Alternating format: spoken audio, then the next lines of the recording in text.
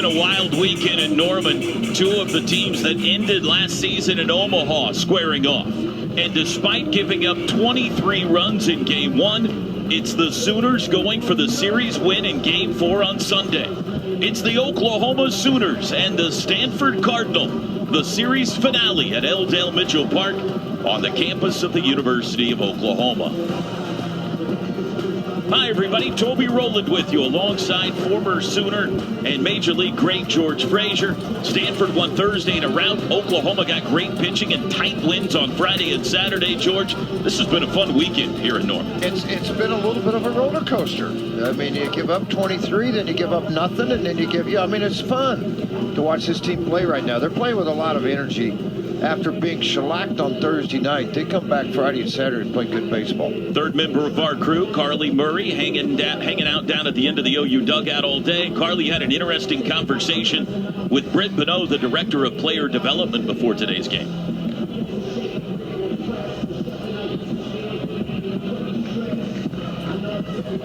Well, we'll get to Carly here in a little bit. Sooners getting set to take on Stanford today, and there you see the Cardinal going with the black jerseys today, and their lineup looks like this. Eddie Park in center. Tommy Troy had a big day, including a home run here yesterday. Carter Graham, 22 home runs a year ago. Braden Montgomery leads him in hitting. Malcolm Moore, 2 home runs in the opener. Bowser Rios. Saborn Campbell getting his first start of the series. And Owen Cobb, and they'll be facing big OU right-hander Will Karsten. 92 to 94 mile an hour fastball, 6'7", 230-pounder coming out of the junior college ranks. 1-0, 6.28 earned run average. Good arm. I think the biggest thing for him to get through, and you're looking at how many games he's pitched in, which hasn't been very many, but you're starting to look and see how he handles this level of competition. Because junior college, you got a lot of high school hitters, young hitters, but you get to this Power 5 level, it's a different story, and it's handling the adversity.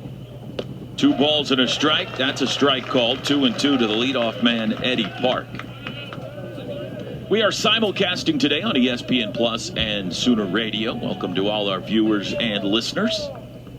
Here's the 2-2 from Karsten, and it's high ball 3. Oklahoma in the traditional cream Sunday uniforms with the Crimson Sooners across the chest and the crimson hats. Full count offering to Eddie Park. And he misses outside. It's a leadoff walk. Let's go. We'll try again with Carly Murray down at the dugout. Prior to Friday, the Sooners were on a 7-game losing streak. Since then, they've handed the top 10 Cardinal back-to-back losses for only the second time this season. I talked to the director of player development, Britt Bonneau, what flipped the switch for this team, and he said it was Braxton Dowhid. He had complete control on the mound, and he set the tone, which led the Sooners to beat the Cardinal on Friday, and then they had that great win yesterday. No doubt about that. Braxton Dowhid clutch for this team. The first shutout of the season for OU on Friday, a 2-0 win. Tommy Troy takes a fastball high.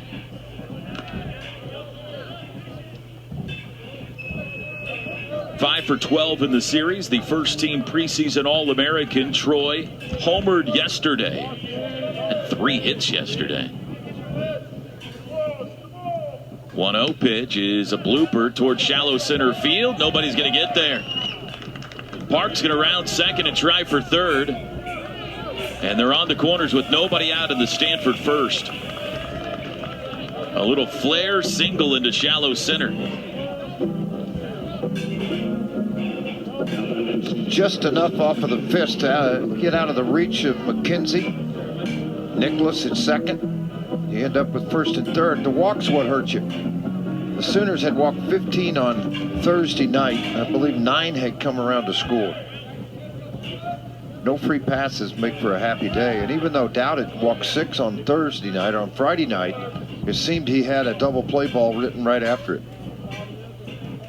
And the team that has scored in the first inning has won every game of this series. Stanford put up a 4 spot on Thursday. Carter Graham now the first baseman. Runner goes, it's fouled out of play.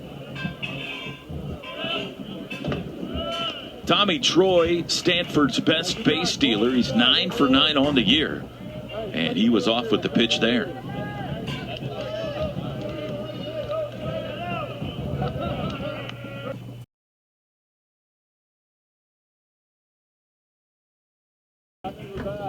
One on, one out. Another pickoff attempt of Troy that almost got away. Will Karsten making his third start, but his first since February 25th against Ryder.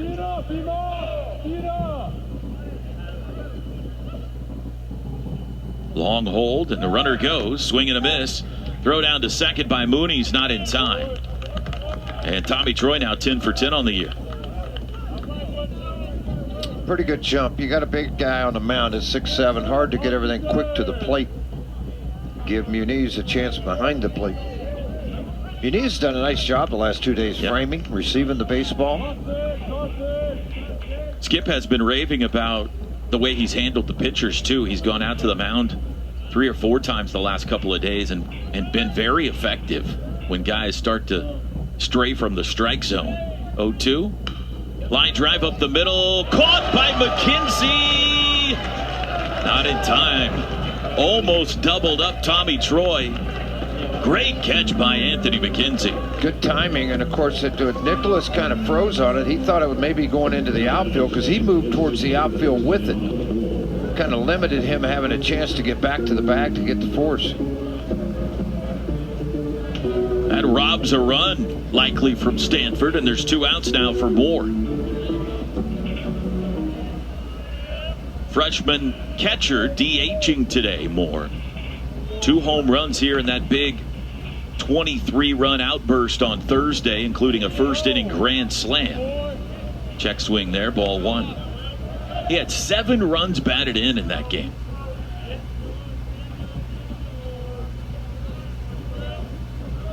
Giving him a break behind the plate for this one.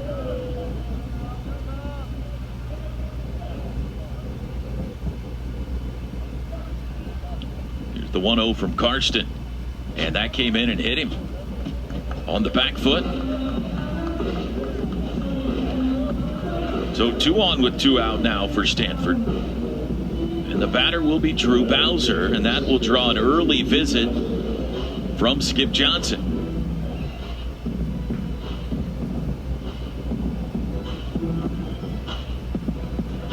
A little bit of an erratic start from Will Karsten. He's got a walk. He's hit a guy, given up a base hit.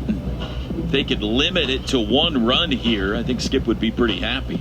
Well, and I think he's talked to him a little bit about you're not getting hit hard. Throw it over the plate. You know, if they hit it, they hit it, but let's throw it over the plate. Let's not get walks. Walk came around to score.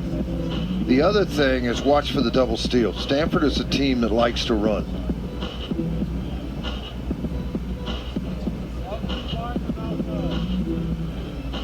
Meeting on the mound is over. There you see Tommy Troy at second. You've got Malcolm Moore at first. Drew Bowser, the second baseman. Big second baseman. Will be in the batter's box. He's 4 for 10 in the series. It's a good-looking Stanford team. They are loaded with talent on the mound and in the field. 6'4". You don't see a lot of 6'4" second basemen. No, you don't. And Karsten spins and throws to second, and that almost clipped second base umpire Bill McGuire. I heard him. He said, I don't want to play.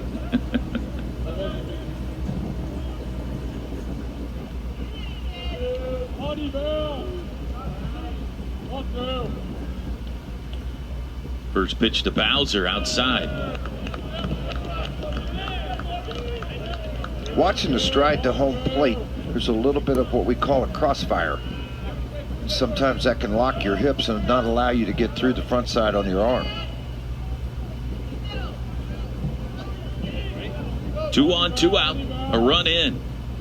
Swing and a miss. Fooled him on that one. 1-1.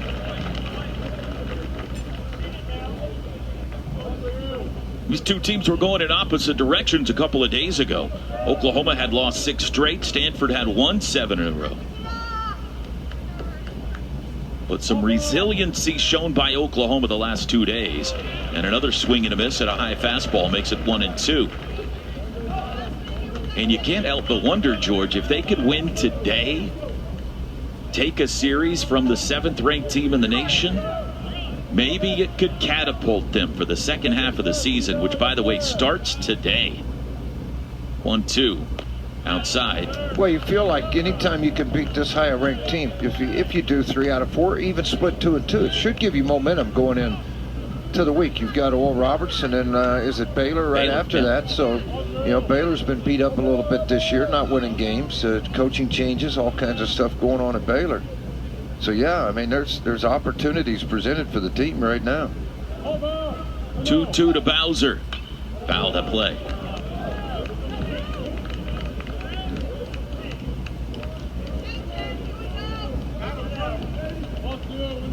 Four straight road games for the Sooners next week. Tulsa Tuesday, and then that Baylor series will be Thursday, Friday, Saturday next week due to Easter being on Sunday.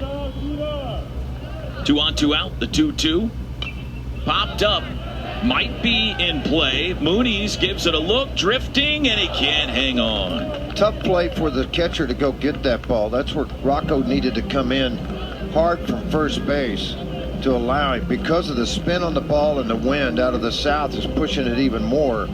That's where I know Rocco was deep, but try to get there as quick as you can and help out Muniz. That's a tough play for a catcher. New life for Bowser. Inning could have been over right there. Karsten wears the pitch device. What do you call it? Tabulate. The tabulate on his arm. You can see him looking down at the wristband and now looking in at Diego Mooney's. It popped up again, back of first. Nicholas calling for it, and the inning is over. Well, the Cardinal get one, but Karsten strands a pair. Sooners grab the bats for the first time in Norman. When we come back, this is OU Baseball. Stanford, 1-0 lead as we go to the bottom of the first. Sooners batting order brought to you by Norman Regional Health. Anthony McKenzie in the leadoff spot again today. The red-hot Bryce Madron will bat second, followed by Spikerman, Rocco, Carmichael, Jackson Nicholas, Wallace Clark. Diego Mooney's catching for the third straight day. And Kendall Pettis gets his first start in left field since March the 8th. That was pre-spider bite. Hit the game-winning home run here yesterday. Back out in left field today. And they'll be facing Stanford right-hander Joey Dixon. 2-0, 5.04 earned run average. The right-hander actually has pitched pretty well. Over 25 innings, 22 hits. He struck out 24. The opposition has hit just 237 against. Fourth start for Dixon this year, 15th of his career. And his first pitch to McKenzie is outside. Well, if somebody takes his glove, you'll be able to find it. Bright, isn't it? Yeah, it looks like something working on the highway.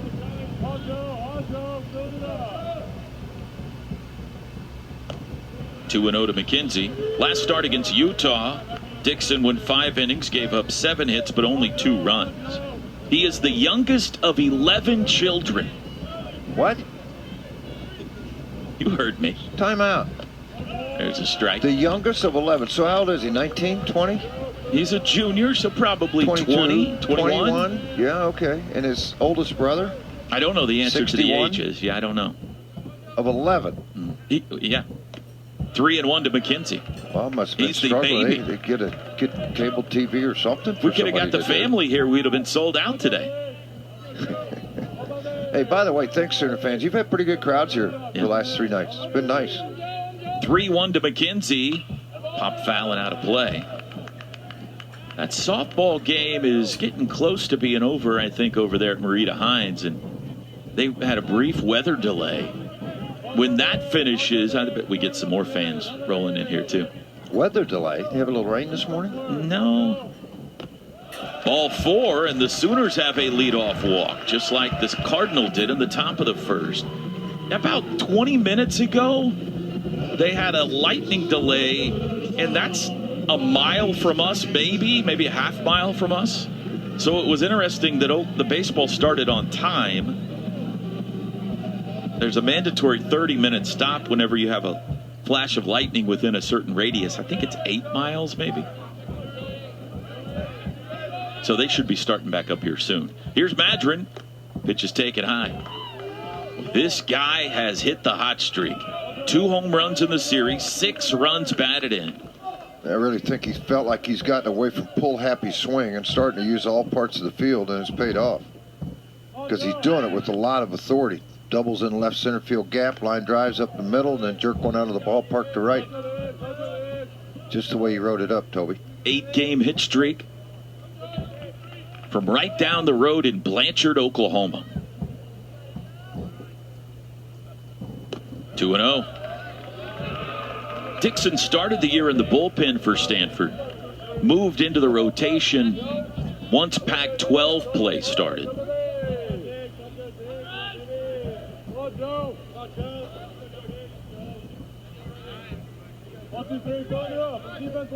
Behind in the count to Madron and another throw to first. McKenzie is Sooners' best base stealer, 17 for 18 on the year.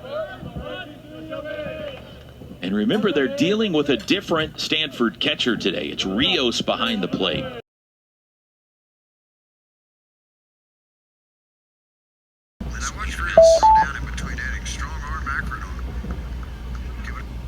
Let's test it. He's got the kickstand approach behind the plate. I wonder if that slows you down at all. Watch him here at the last second. He'll kick a leg out. Oh, got away. Pickoff attempt got away. And McKenzie is up and into second.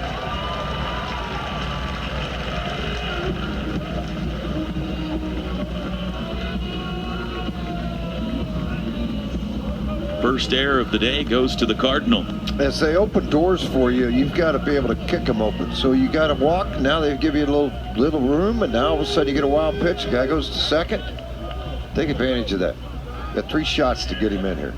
2 balls and a strike to Madron. They shift him a bit, and he takes ball 3. You can see the head of the shortstop there, Owen Cobb, playing right behind the second base bag. So Madron's got the entire left side of the infield if he wants to shoot one the other way.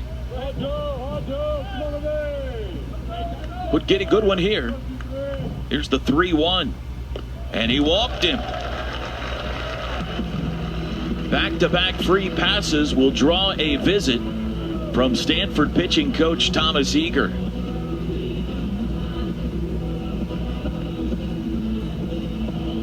Madron hadn't walked in 2 weeks until yesterday. 3 walks yesterday and 1 early today. He now has 37 on the year to lead the nation.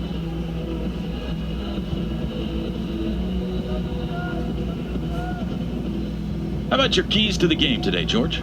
Well, I'd like to see the baton just get carried over. Personally, I'd like to see this start to turn out well for the Sooners. I think the key big hits like they've gotten in big moments, and the defense has been good. So I think carrying the torch over is one thing, and then a continued defense. They got it on Friday night with a lot of double plays and the big hits and big moments. They definitely did that yesterday. Twice with 2 outs, they came up huge.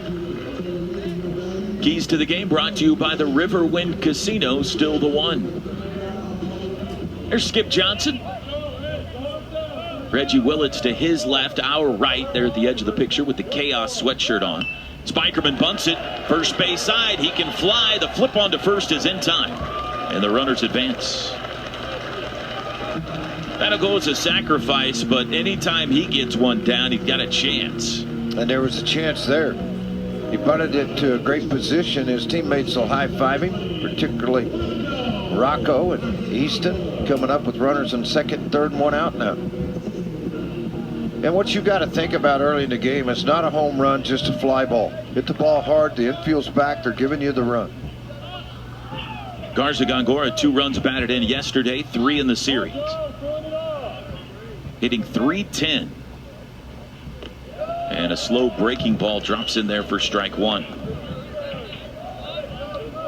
You were talking about Rios and his leg kick. He kind of kicks it out try to give a lower sign. That's so prominent in the big leagues now, but those guys know where it's going. College pitchers don't. And it supposedly is to help you frame the pitch better.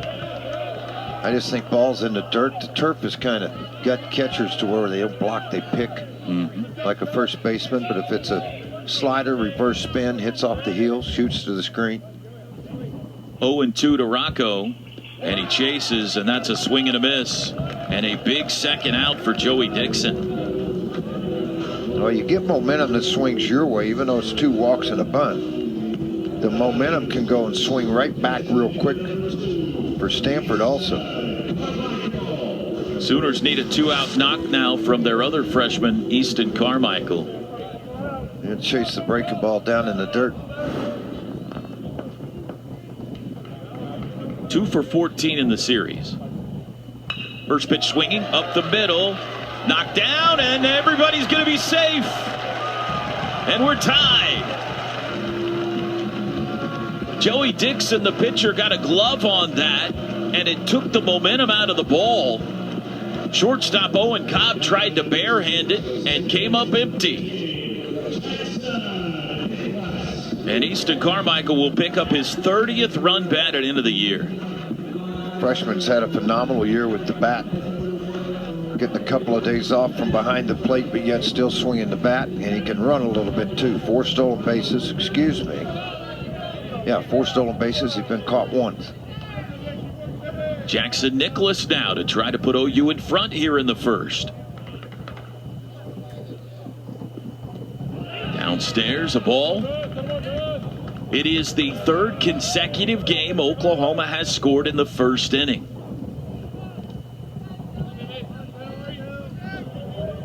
There you see the sophomore from Overland Park, Kansas. Big time piece of last year's national runner-up team. Inside 2-0. He's 1 for 9 in the series. That one hit was a double yesterday the other way to the left center field alley. Got a good eye. He's walked 3 times. He's second to only Madrid on the team in walks drawn this year. And it's 3-0.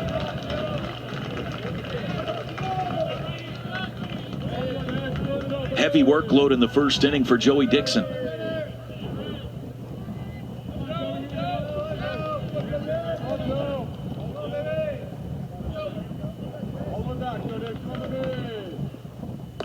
And a 4-pitch walk to Nicholas loads him.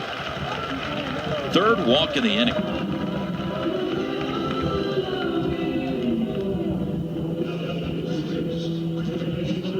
Wallace Clark, RBI triple yesterday, 3 for 11 in the series.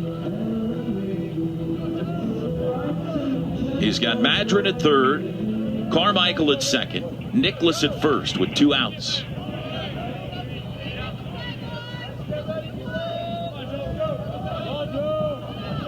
Big early moment in this game right here. And the first pitch is on the inside corner for strike 1.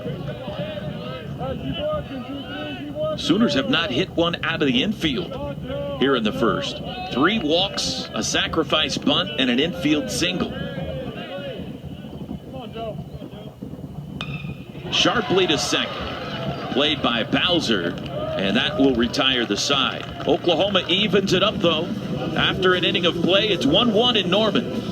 This is Sooner Baseball. There's the Berm Bums. Camped out again on a Sunday afternoon. Good crowds out there. Boy, yesterday was packed out there. Another good crowd today. Getting a little free baseball in. 1-1, second inning. Alberto Rios leads off for Stanford and takes strike 1 from Will Karsten. Both teams a run, both teams a hit in the first.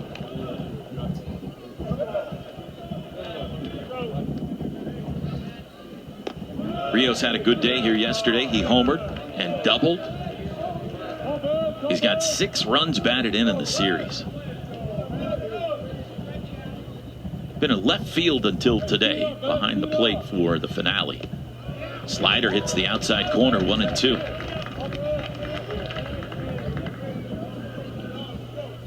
6'7" Will Karsten. He's got a good-looking frame to him, George. He does, and that's just, the arm works great. And when he stays on line down the plane to home plate, it just affects everything he throws. Ooh. Wow. Muniz thought strike three. Where was it? Did I miss outside, or did you miss it? 2-2.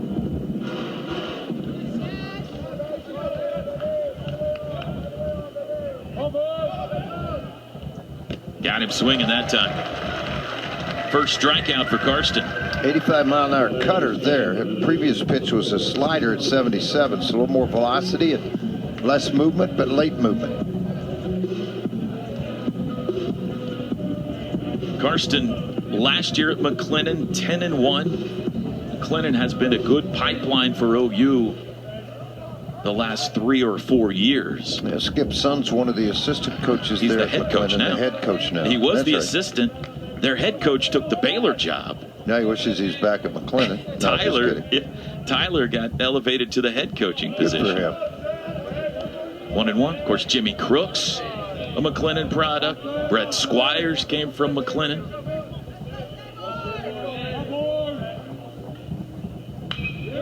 And there's the first hit of the season for Sayborn Campbell, who starts in left field today. He had 15 trips to the plate without a hit. He had one stolen base. That's the only other mark he had in the columns that go all the way across. And now he's got himself a base hit. Clean single to left. Second hit today for the Cardinal. 9-hole hitter Owen Cobb now. Cobb just ripped it up on Thursday, was 5 for 5. He homered. Yesterday he saw his 8-game hit streak snapped. Shows bunt, takes a strike. We may have two of the best 9-hole hitters in the country in these two teams. Cobb, a .376 hitter. And then the Sooners, of course, Kendall Pettis. Ooh, close play at first. Not give the headphone sign to appeal it. That's the second stolen base of the game for Stanford. And now Eddie Park to try to put the Cardinal back in front. Another look. Looked like the ball beat him there, but I think Nicholas on the infield side of the bag, he slid to the outfield side, prevented the tag. Park walked and scored first time up, takes strike one.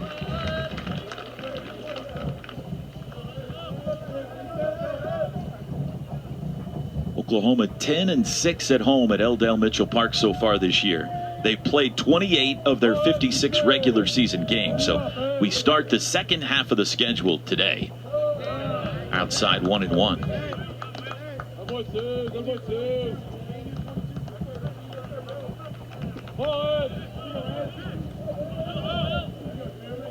There's a good look at Stanford leadoff man Eddie Park. Fouls it out of play, 1-2. The Cardinal, 7-2 so far in the Pac-12, will jump back into conference play next weekend. No midweek for them. They are on the road at Cal, where for 17 years David Esker was the head coach before coming to Stanford. He said that's a little bit like the OSU coach going to OU, where we live.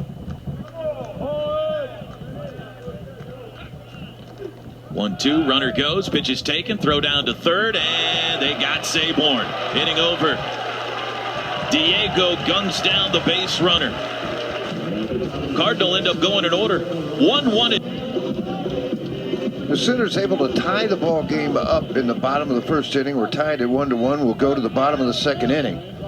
Muniz will lead it off, followed by Pettis. And then Anthony McKenzie, who walked and scored the Sooner run back in the first inning.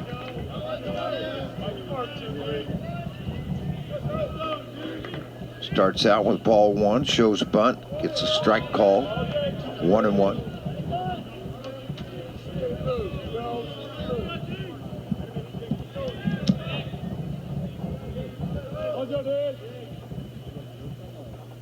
Curveball in for strike two. Muniz 244 on the year with a home run and 7 RBIs. Jack of all trades. Put me there, I can play there. He can pitch, too. I want to see him pitch. 2-2. That's when Skip said when he first saw Diego, he was a pitcher, and a really good one. They've been kind of looking for one of these midweek games in his career where they can play him at all 9 positions, but it just hasn't ever worked out yet. Called strike 3, a delayed strike 3 called by Brandon Meissen. Well, Diego can visit with him when he comes back up to catch. Were you a little confused? It took you time. Me? No. Oh, yeah, him, yeah. The home plate umpire. Second strikeout for Dixon. I always confuse you. Did you, when you were with the Rockies, did you do the thing where in the middle innings you did play-by-play? No. No, it was nice. Here's Pettis. Bunts it off himself. Ouch. Uh-oh. Now, I had to deal with the kitchen to bring me something to eat in the 4th inning. Oh, really? So I would get a sandwich or something in the 4th and get it for the statistician. Drew never ate any of that kind of stuff. Goodman, my partner, he wouldn't eat like that stuff. He was a salad, all healthy and everything. Right.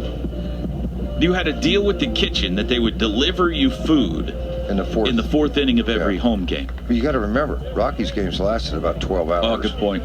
Good point. You could eat dinner, lunch, and breakfast in a reverse fashion there. 1-1 to Kendall Pettis. This was yesterday. Tie game in the bottom of the 7th. And for the first time this year, KP left the yard, and he got all of it. And he knew it as soon as it left the bat. The celebration was there quickly. And he has just been hit by a pitch. The Sooners have the go-ahead run aboard here in the bottom of the 2nd. David Esker wants to chat about this one. What's he going to chat about? Did he feel like maybe KP reached an elbow in there on that? Not sure. That would be my guess. Short conversation.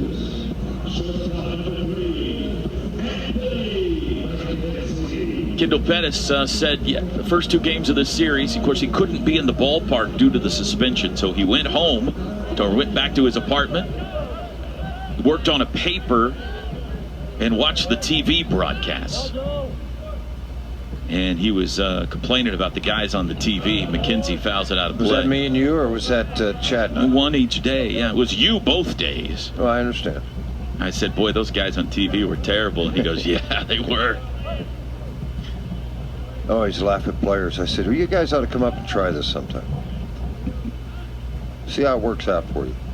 McKenzie walked and scored. Start the game, and they got Pettis picked off. It's a rundown. Got caught in the glove for a second to Owen Cobb. KP's going to make him work for it. Flop back to first, into second, and finally the tag is applied. And there's 2 outs. Write that one down. 1, 3, 4, 3, 1, 5, 6. You're guessing. I know, but it sounds good. You're guessing. I'm just going to say picked off. Picked off, yeah, just go for that. KP guessed wrong.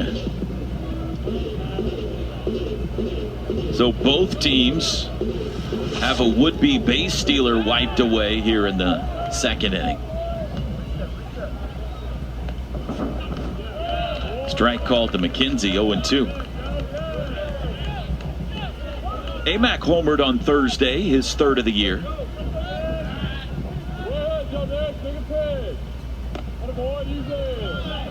Wind's whipping out pretty good today. We haven't taken a look at our weather yet, but it's blowing out to left center. What's your estimation, Toby? 20? Huh? 15 to 20 miles an hour? 19. Yeah, no, that would fit in there, yeah. There you see. Those are the little pennant flags behind, or on the seating bowl, above the seating bowl of the stadium. They're hanging on for dear life. This is normal. As the weather warms up, that south wind at Mitchell Park is normal. Fly ball into left. Campbell is there, and it's a 1-2-3 second for Dixon. We head to the 3rd, tied at 1 on Sunday. This is OU baseball.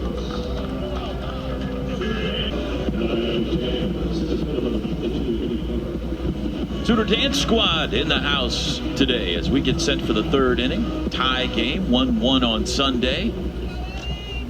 2 of the College World Series participants from 2022. Stanford's been to Omaha the last 2 years. And the leadoff man, Eddie Park, who was at the plate when Saborn Campbell was thrown out trying to steal third, leads off. 1-0 pitch. Fly ball into right. Clocked pretty well. Madron back to the wall, and he's got it. Speaking of the College World Series, right up against the sign for out number 1.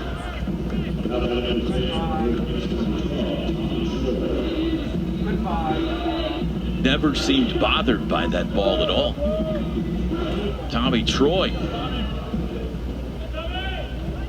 singled in the first, his 6th hit of the series.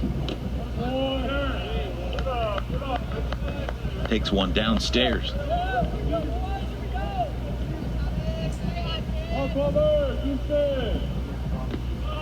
There's a strike.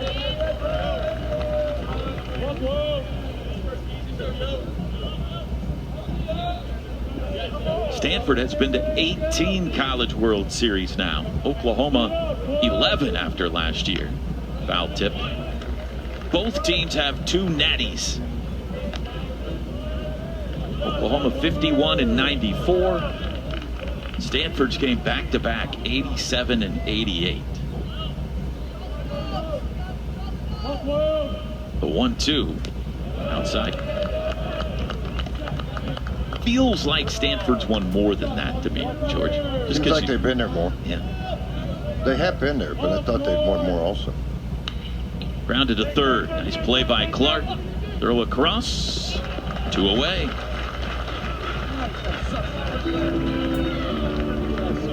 The good Pac-12 again this year. USC, UCLA, Arizona, Arizona State. Washington's got a good team. Oregon and Oregon State. Beavers have been great the last decade, really. Graham with 2 outs, nobody on, takes a ball high.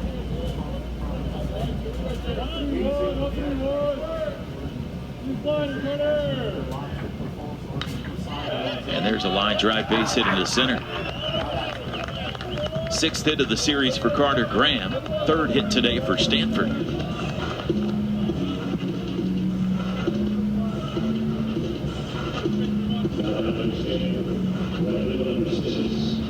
Big Carter Graham, 22 home runs last year. He's only hit 2 so far this year.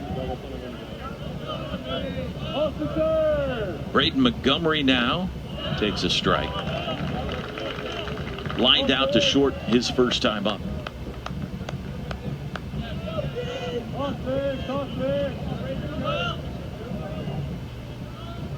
Oh no, 6.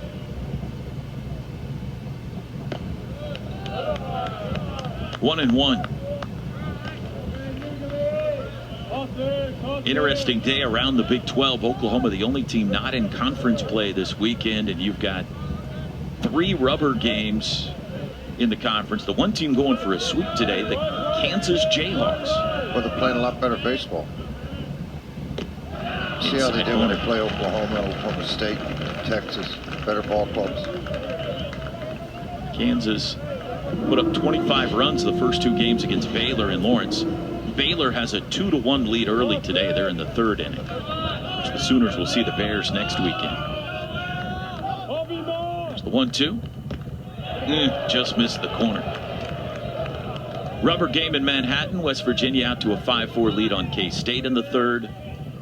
Rubber game in Stillwater. Texas leads OSU 3-0 in the 3rd. And they'll get underway in about 15 minutes in Lubbock. TCU and Texas Tech. Got him swinging, and the inning is over.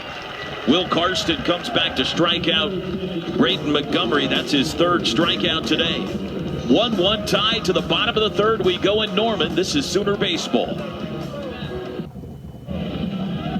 Boomer racing a fan between innings, and it's a horse race, George. And Boomer got him with the wire today as Bryce Madron leads off the bottom of the 3rd. Yeah, yesterday he threw a shoe halfway in.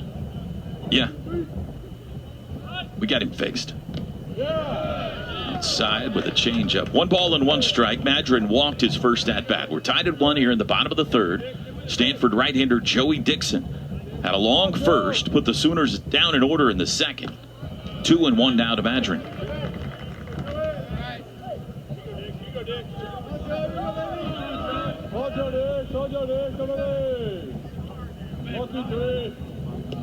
Downstairs.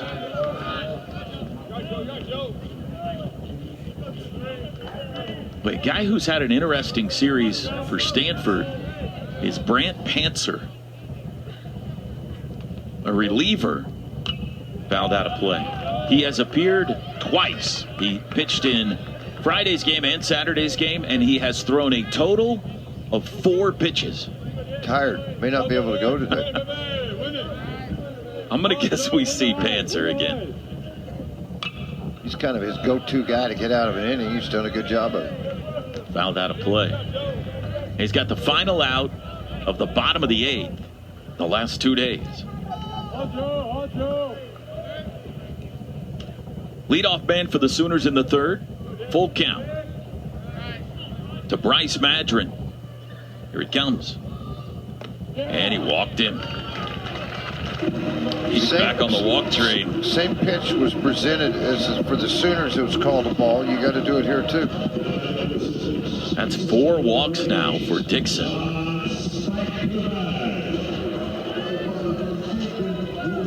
Madron stole a base in this series.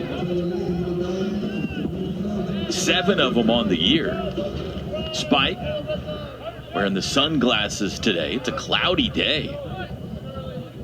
Sacrifice bunt, his first time up. Strike called. 90 on the Dixon fastball.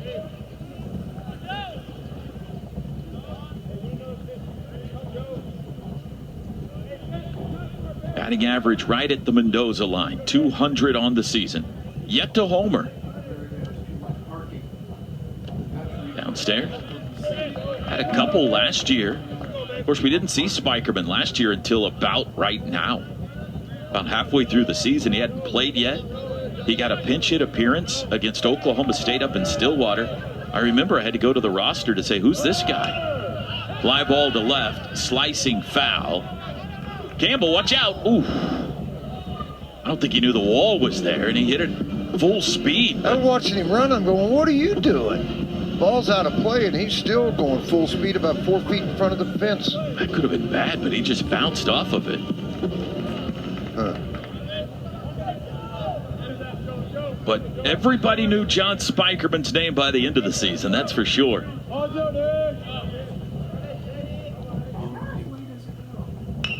Grounded to second. Not hard hit enough to turn 2. Bowser throws him out. 1 gone. On to second goes Madron. Of course, if Spikerman had been called safe in Omaha, who knows? Oklahoma might have a 3rd national championship. We'd like to think that way anyway. Rocco Garza-Gongora now with the go-ahead run at second. Struck out on 3 pitches his first time up. It's over at Marita Hines Field. It's a sweep. The Sooners beat Texas today 9-2. Swing and a miss. Not quite as dramatic today as yesterday.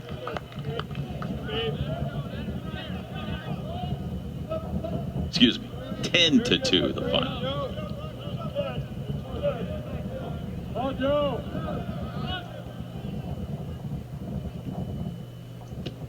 Boy, it doesn't seem like Rocco's seeing this guy very well. Yeah, it really took something off that curveball. 75 miles an hour.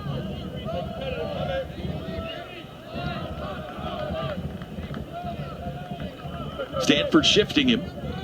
Cobb, shortstop, playing right behind the second base bag. Boy, that was a good-looking pitch there, but didn't get the call. 1-2. Rios shaking his head behind the dish. I kind of agree with him.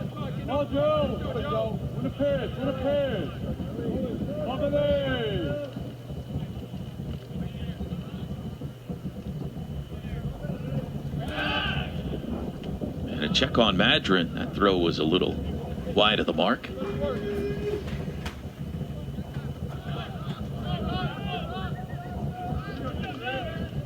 Tie game, bottom third. We were hooked at the belt all day yesterday. Game 2, it was a tight game start to finish. And he strikes out Garza Gongora again. 2 outs. Both times breaking balls soft, breaking balls down in the zone. Well, it was a 2-out RBI single by Carmichael that tied the game in the first. Another one of those here could put the Sooners in front.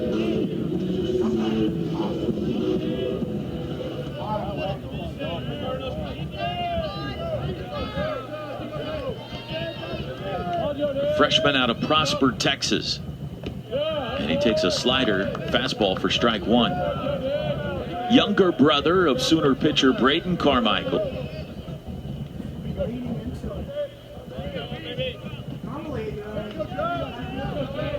Extremely talented young catcher here. Down the right field line, slicing foul. Sooners were in such great hands when you had Jimmy Crooks here for a couple of years. Catching behind the plate, the framing, the calling, the continuity he had with the pitching staff, and to have a freshman step in like Carmichael and catch a majority of the games to start the year. Because I know in the fall they had Wallace Clark catching, Muniz was catching. Transfer came in from Mason Strong. Mason Strong BYU was catching, and they were really trying to decide what they were going to do. But this young man hit so well early, and he caught well. 2 strikes, chokes up on the bat. Just outside with a fastball. Hit 93 on that one. Best fastball of the day for Joey Dixon. He loves to go the other way, and the second baseman Bowser is playing him up the middle, so he's got a pretty good hole on the right side of the infield. 1-2. He lifts one the other way with some distance to it. Montgomery is back, shy of the wall, and that ends the inning. Sooners get a walk and leave a man. We head to the 4th, tied 1-1 in Norman. This is OU baseball. Come on.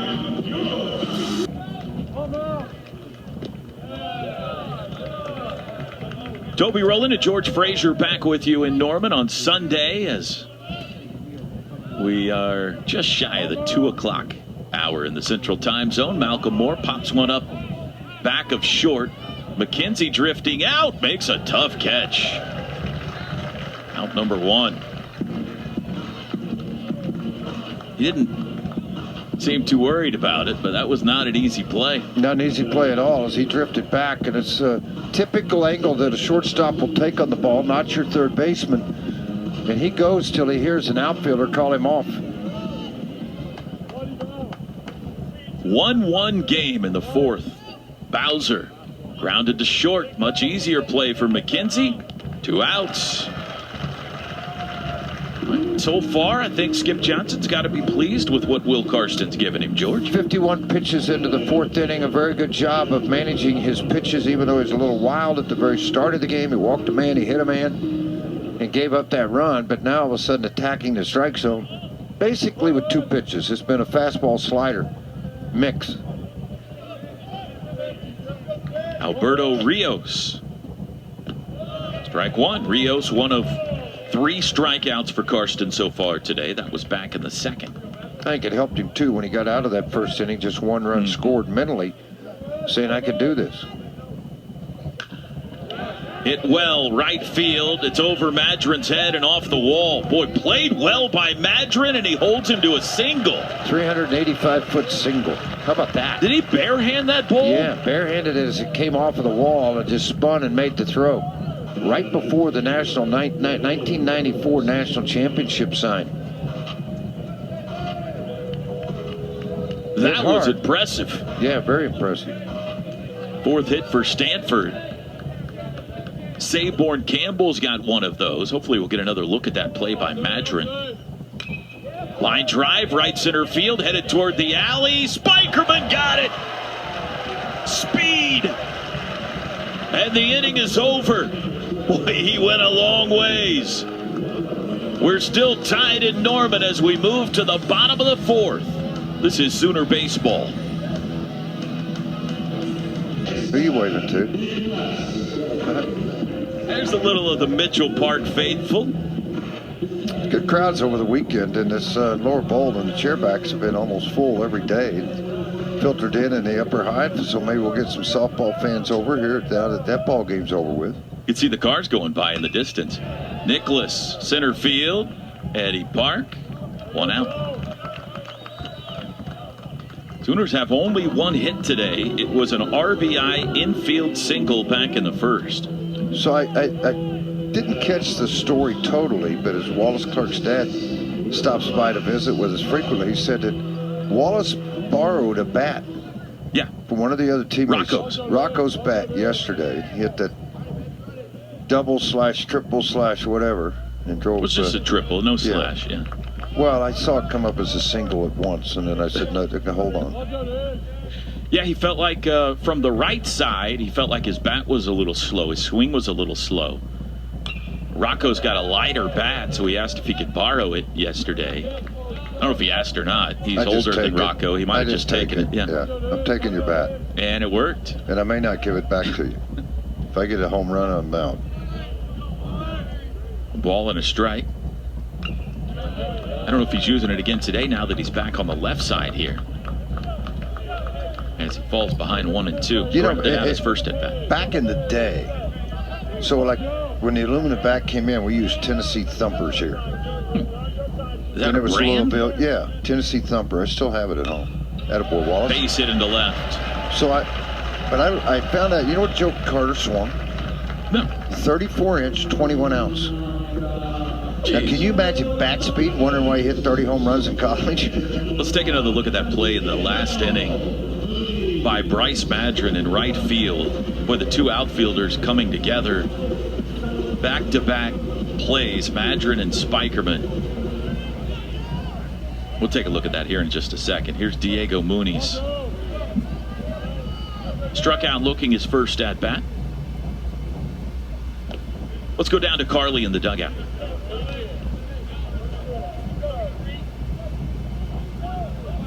I just wasn't expecting to catch it. And then I also asked him, how have you been so successful so far this season? He says, I keep just trying to find pitches that I can drive. Very nice play by Madron on the ground ball to first is foul with Clark on the move. Well, it was an angled swing for hit and run by Muniz. Hands were really tight to the body, angled the bat, shading towards first base. Just trying to shoot it through the right side. Manufacturing offense. Yep. It's a wonderful thing.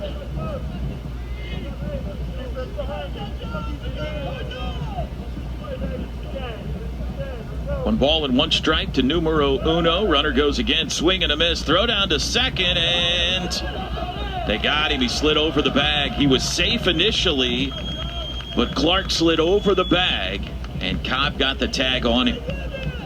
That was also a hit and run, but and it swung right over the top of it. Clark checked to see where it was. You swing no matter what. You may not get a shot of this, but Clark's going to take off. And then right here he slid, safe. Nope, got you. Hand came off.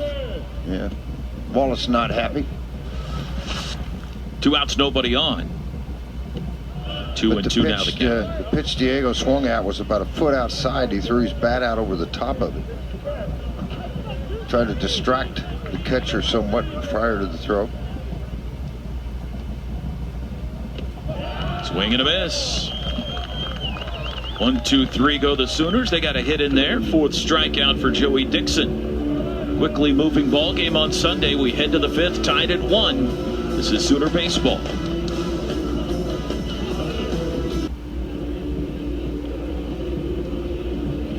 Air Comfort Solutions Big 12 scoreboard on Sunday. West Virginia 5-4 lead on Kansas State.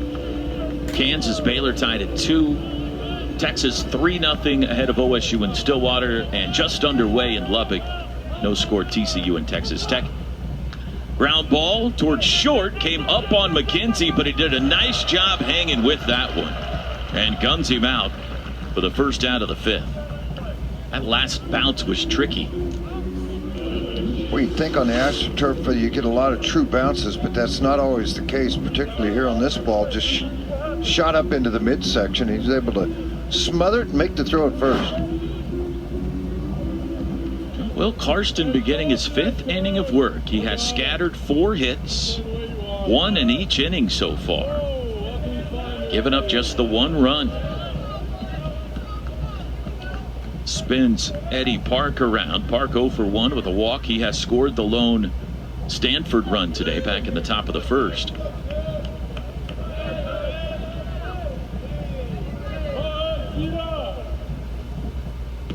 There's a strike.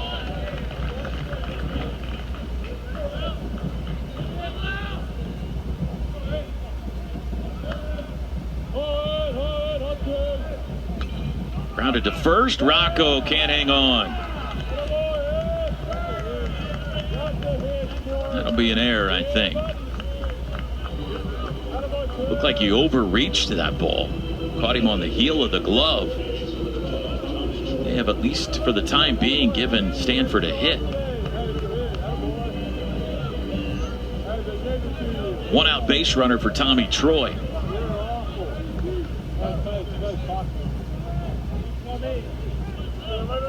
One for 2 today, Troy. 6 for 14 in the series. It's a really good Cardinal offense, and we saw it on full display on Thursday night.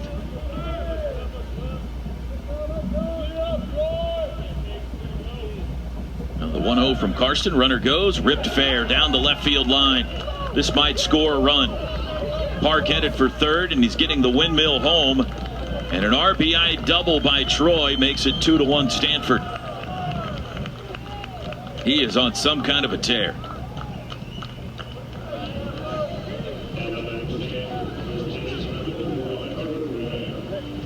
Slider that just stayed up in the zone.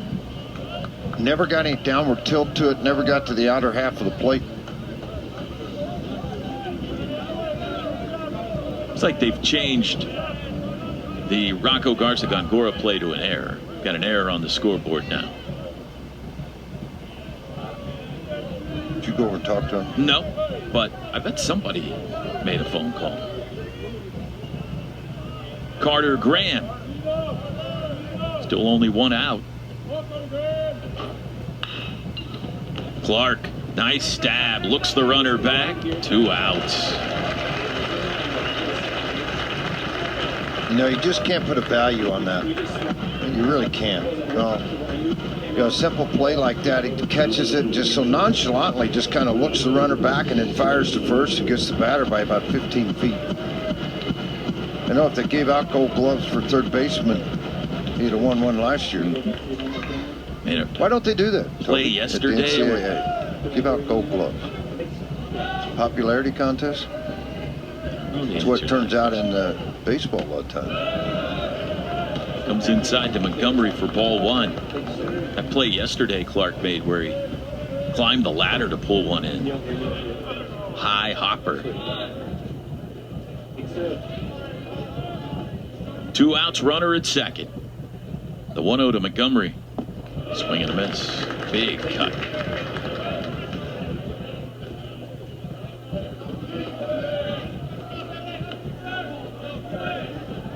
Cardinal back in front here in the 5th.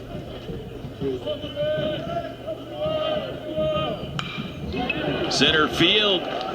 That's going to make it 3-1. Spikerman's throw to the plate, offline, and into second goes Montgomery.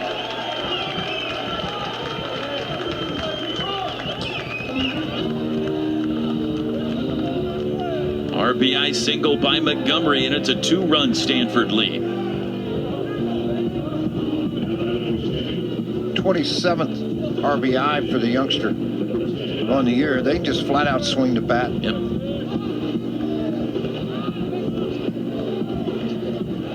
Here's Malcolm Moore, and the Sooner bullpen will start to get busy.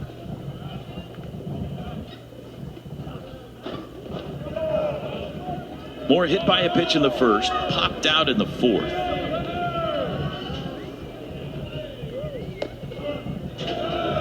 A breaking ball just off the plate. Jet Lotus, 29. Has not appeared yet in this series.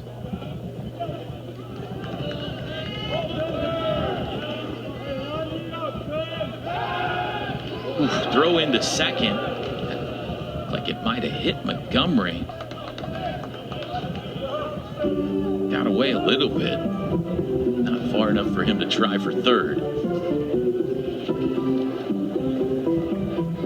Yeah, Stanford's got a busload of hitters.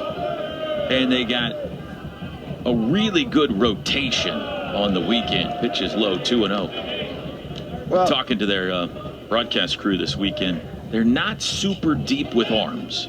Well, the thing about it, they're just all real efficient. They all throw strikes typically to keep the ball on the ground, so your defense plays a role in your outcome of the game. But they're going to outslug some teams. Swing and a miss, 2-1. Moore was aiming for the downs. And those Friday and Saturday starters. Quinn Matthews was impressive. Yeah. 10 strikeouts in the ball game. Matt Scott, for a true freshman, whew, pretty good stuff. 6'7". Flare towards center, and this will score another run for the Cardinal. RBI single for Malcolm Moore makes it 4-1.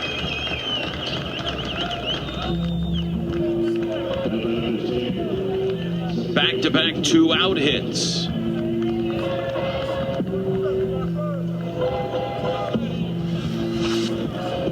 No movement out of the Sooner dugout. This ball's flared into center field, hit enough to get out, but not enough to have a play at the plate. 8 hits for Stanford. 4 runs. And Bowser hits a bomb to left. A no-doubter over the trees by Drew Bowser. And the Cardinal have broken it open here in the 5th.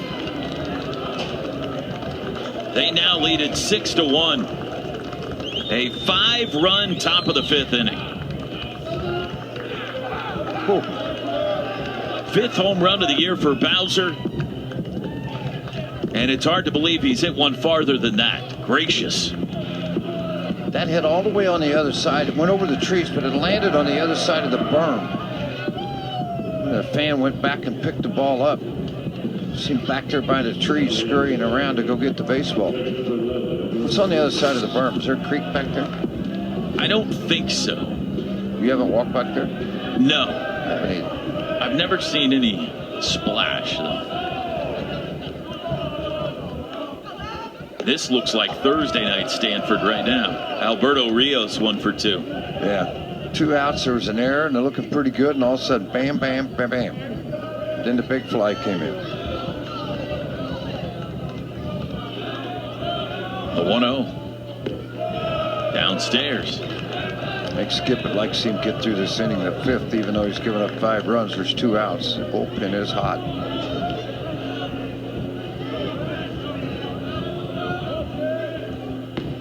There's a strike. Started with an Owen Cobb ground out.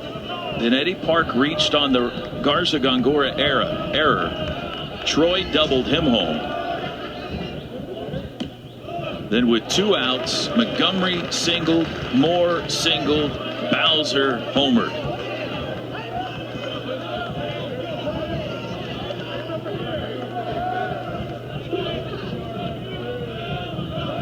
Two-two pitch to Rios. Ground ball up the middle, and that's a base hit into center. That's 4 straight 2-out hits. And Saborn Campbell now will be the 9th Cardinal batter of this 5th inning. Almost 7,000 fans this weekend here at Mitchell Park for this series. I kept seeing Skip look back to the backside of the dugout to see if the pitcher was ready in the bullpen. He finally is, so Lotus will be coming into the ballgame. We got a pitching change here in Norman in the top of the 5th. Stanford has grabbed control of this one. They lead it 6-1. We'll step aside for a quick timeout. You're watching and listening to Sooner Baseball. How many earned runs? You're drinking that preppy water. Jet Lotus comes in, the junior right-hander. Toby's directing me up here, and I was talking about the water he was drinking. Sorry, folks. I just drink that cheap stuff, and he's got the high dollar stuff. No, it's it's market pantry brand. There's nothing fancy about it at all. I think that's why he has so much energy, and it's like the rabbit. He never stops. Now the right-hander comes into the ball game. Very good earned run average, 2.31 over 11 2/3 innings, 13 hits, 13 strikeouts. Just try to calm things down here. Just one earned run given up today by Will Carson. Error happens, and then it's hit, and a bomb. Yeah, all 5 runs this inning unearned. Ouch. Strike 1 to Saborn Campbell. Singled in the second, was robbed on a great running catch by Spikerman in the fourth. Swing and miss there, 0-2. Good to see Jet Lotus back on the mound. You might remember he was in the dugout in the TCU series when he got hit on a foul ball, the line drive into the dugout on his left hand. Fractured a finger. That caught the knob of the bat of Campbell. And has not appeared since. It's his glove hand. He has been pitching well this year until then, but to sit out a little bit of time, and now he's back. Another local kid from Yukon.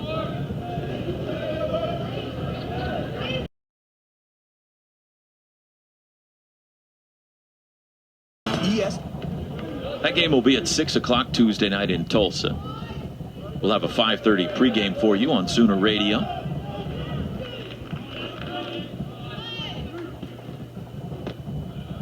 A ball and a strike. 95. You're right. That velo's getting better and better.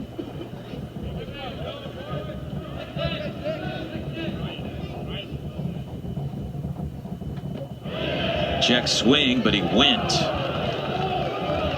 According to third base umpire Rick Allen, it's 1-2. Sooner dugout giving it to him a bit. Yeah, should have asked for some fan help.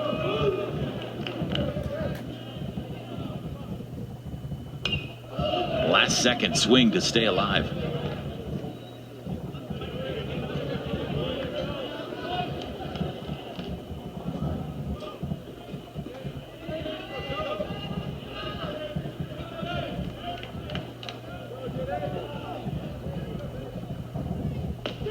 Strike 3 called. 3 strikeouts in the inning for Dixon. In the middle, an Anthony McKenzie home run. To the 6th inning we go. It's now 6-2 Cardinal. This is Sooner baseball. And they fly out of Norman or who? Skip Johnson and Clay Overcash trying to figure out how they can rally. Now down 4 after the McKenzie homer. 6-2. I saw a Rangers hat there. Texas Rangers putting up a bunch of runs. First Boy, they couple got of after Philadelphia, huh? Yesterday, that was crazy. What was it, 16-4? My son was there yesterday to watch that game. His girlfriend is a Phillies fan. Yes. That didn't work out very well. No. They'd leave early. I don't know. Jet Lotus back on the mound. First pitch, a foul ball off the bat of Owen Cobb. And that one's a base hit into left. Strikeouts came all on sliders for Lotus. This one was the slider. It just stayed up.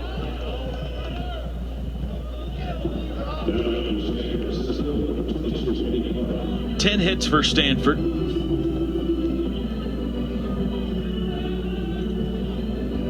A bunch of those came in that 5-run 5th inning, where all 5 runs were unearned.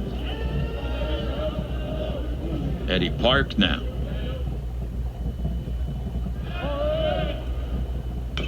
Ooh, chopped it off his head.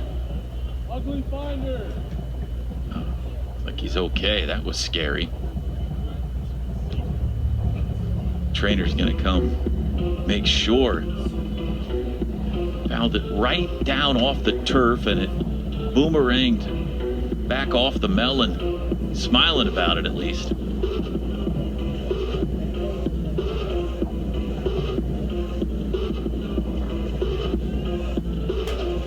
And he's gonna stay in the game. Here's another look.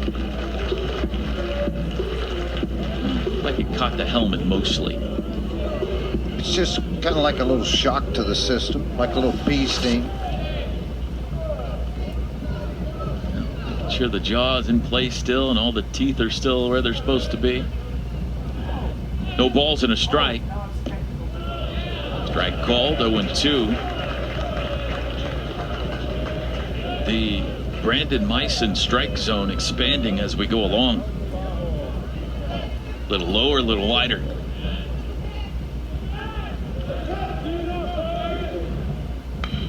Grounded to short, could be 2. Flip to second for 1. Relay to first, not in time. Park runs well. 1 out.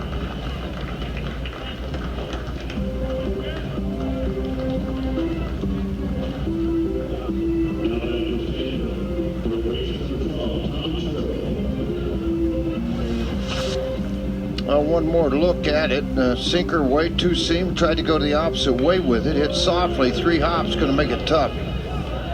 On to Nicholas and beats it by about 2 feet. Now, here's that guy again, Tommy Troy. Takes one inside. They have not been able to get him out the last 2 days. Single, double, homer yesterday. Single, double today. He gave Stanford the lead with an RBI double last time up into the left field corner. Strike called, top of the zone. Troy disagreed. 1-1.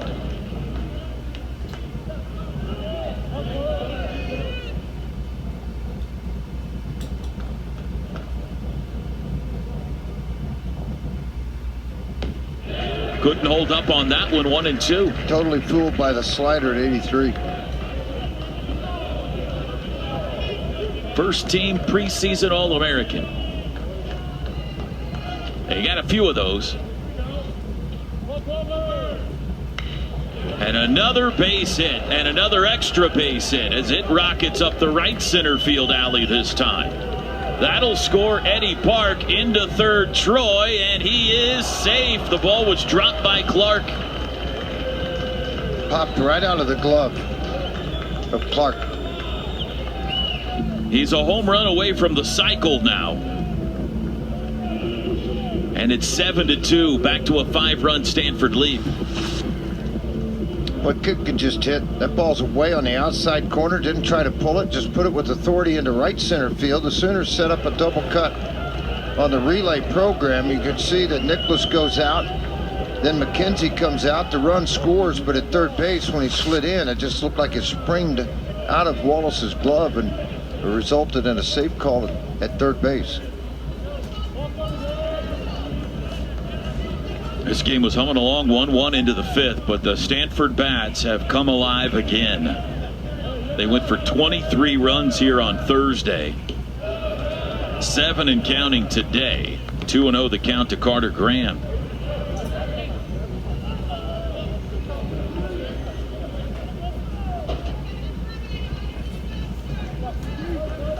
More activity in the Sooner bullpen.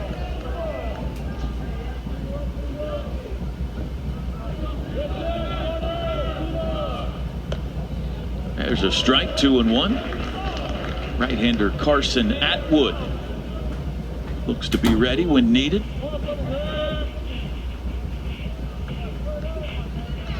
One out. Troy at third. And it's 3-1 now. 93 on the fastball from Lotus.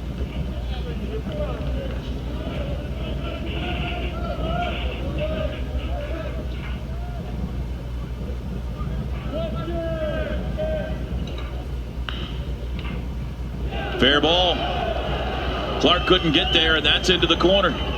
Troy trots home. Muniz not happy with this call at all. I think you're going to have Skip look at it. He turned around and said something to the home plate umpire immediately. I thought Clark dove into foul territory. No call by Skip, nothing by Muniz.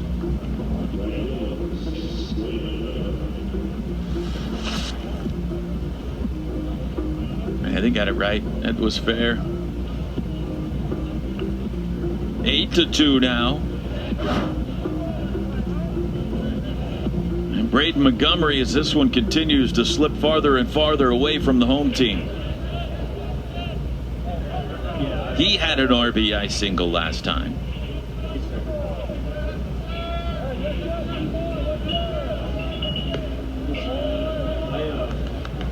I have been. Do you want me to And Thursday night, you watched Stanford hit, and everything was on the nose. It is today, too. And then it went away for a couple of days, and you got to credit the OU pitching for that. And they were pretty quiet through the first 4 innings today, but they're back. Everything right now, you're right, George, is dented. 2-0 the count to Montgomery.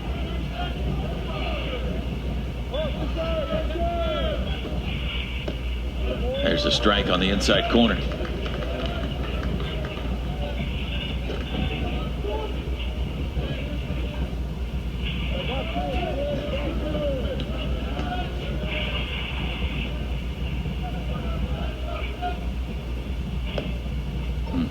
Three and one.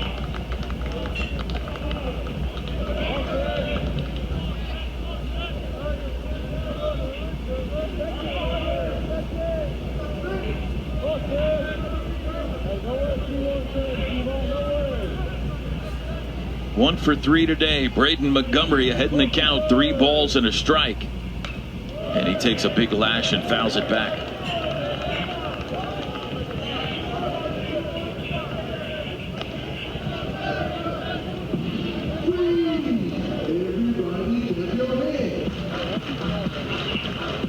Anthony McKenzie, a bottom of the 5th inning homer to get the Sooners 1 run closer, but the Cardinal have punched back with 2 so far here in the 6th. Still only 1 out. And a strikeout of Montgomery. Good slider there. 3-2. Second strikeout for Lotus.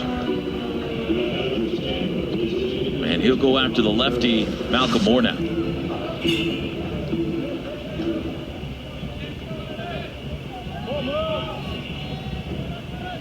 Also an RBI single last time up for Moore. 1 for 2. Runner goes, pitch is taken, throw to third, and it got by and into left field. And in to score Carter Graham to make it 9-2. An error on Diego Muniz. Just the second this year on him.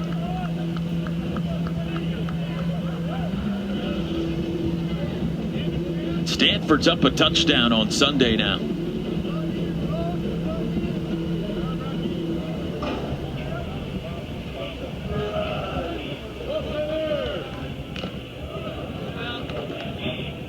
Foul ball makes it 0-2 on Moore.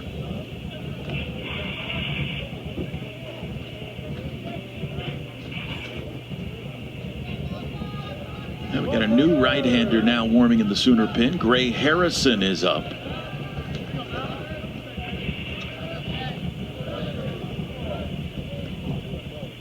Here's the 0-2. And he hit him. Second time today, Malcolm Moore's been hit by a pitch.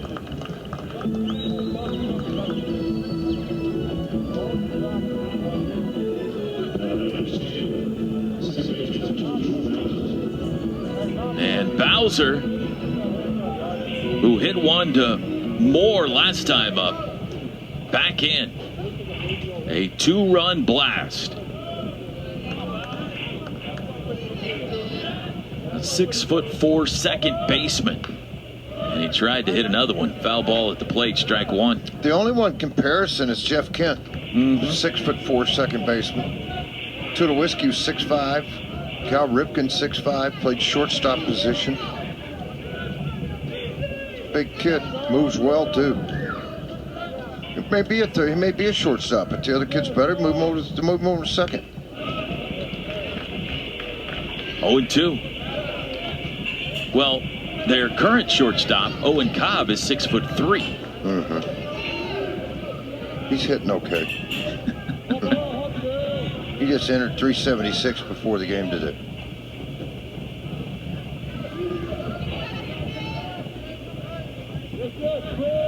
Runner goes, and the pitch goes to the backstop, so Moore is in easy. 1 ball and 2 strikes the count to Bowser. They're going to be really difficult in a regional, super regional situation, especially with their top 2 pitchers. And Their three guy, Joey Dixon's looked pretty good today, but with Matthews and Scott and this lineup, they're going to be tough. Especially if they get to play at the Sunken Diamond, which I'm sure they will, outside.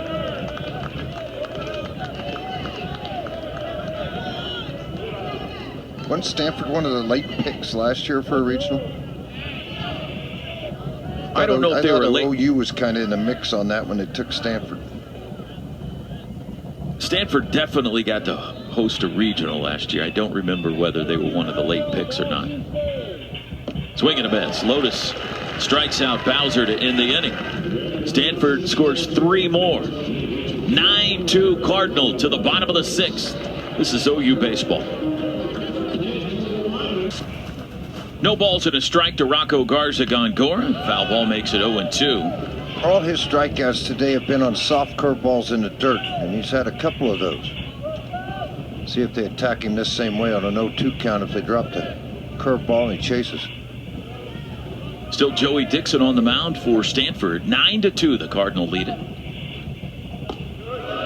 Went fastball that time and missed high. 72 pitches entering the 6th inning. That's pretty good.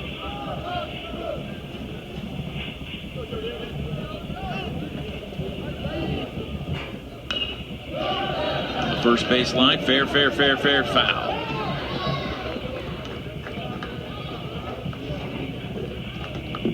Well, the wind is blowing out today to left. If Oklahoma could string some things together here, there's time. We're only in the 6th inning. But they've got a big deficit to overcome now, down 9-2. There's Old Glory.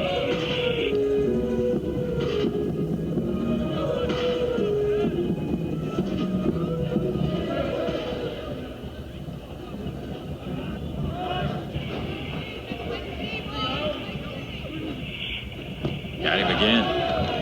3rd time today, Dixon strikes out Rocco. 8 strikeouts for Joey Dixon today. Let's check in downstairs with Carly Murray.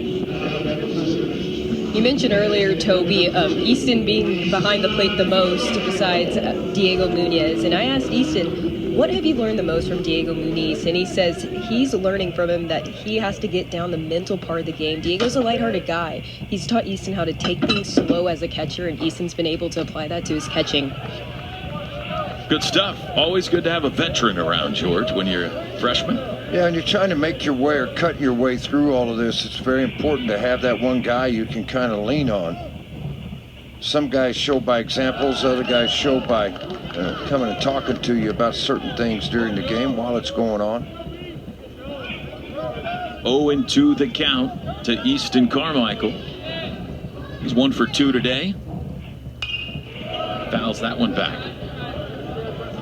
Did a little bit of a skid here the last couple of weeks. He was a roaring first third of the season, maybe more than that. Still batting, what, at 327. Team high 30 runs batted, and he's doing great, but he's slowed down a bit here the last couple of weeks, really since Big 12 play started. Is that one low?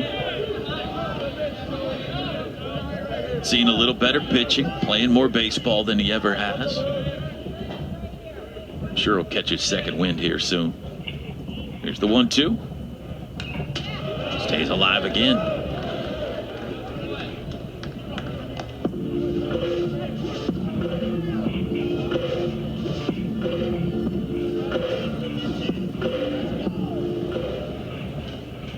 Joey Dixon's getting better as this game goes along. Throwing harder, better breaking balls, better command. That wasn't very good. That stunk. That hit like 6 feet out in front of home plate. He had his catcher goes out and goes, "Hey, bud." Yeah. I don't want the umpire mad, so I blocked it, but you don't want me mad either. Start getting it to me. 2-2 to Carmichael. Nicholas on deck.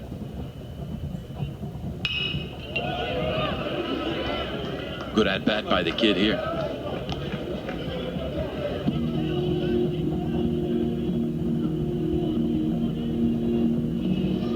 Sooners have scored 2 runs today, 1 in the 1st, 1 in the 5th. Run in the 5th, the Anthony McKenzie home run. They only have 3 hits. Inside, full count.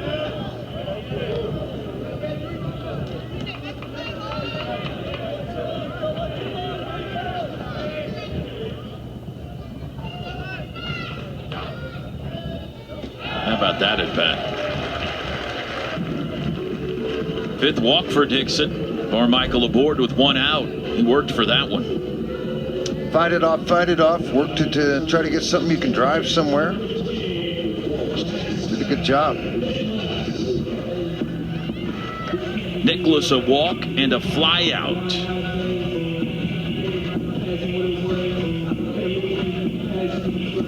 He's walked 4 times in the series, has only 1 hit. That was a double yesterday. Be a good time for another here. Strike on the inside corner.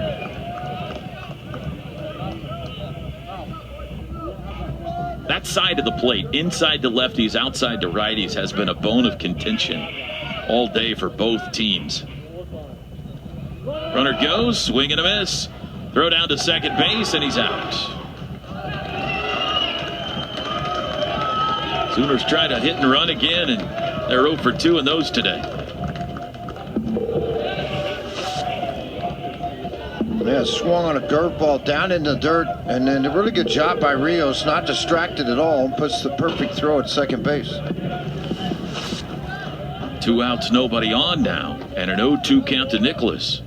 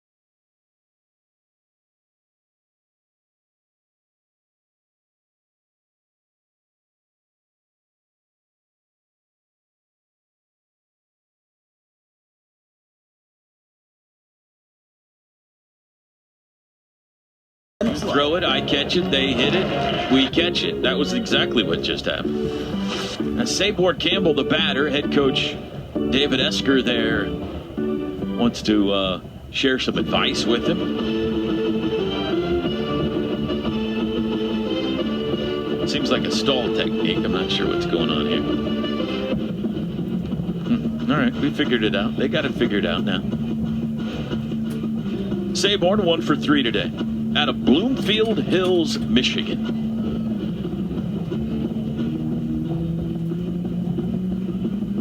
So what was that sign the umpire just gave? I wasn't watching. He pointed one, Stanford dugout, put his hand over his nose like Pinocchio. Yeah. And then pointed to their dugout and got behind home plate. I don't know what the Pinocchio part was, but that's one of your 6 timeouts you're allowed. That he issued the conversation between Esker and Campbell.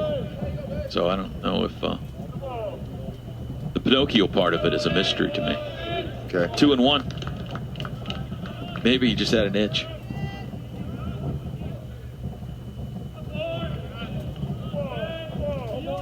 Harrison kicks and fires. Swing and a miss. 2-2.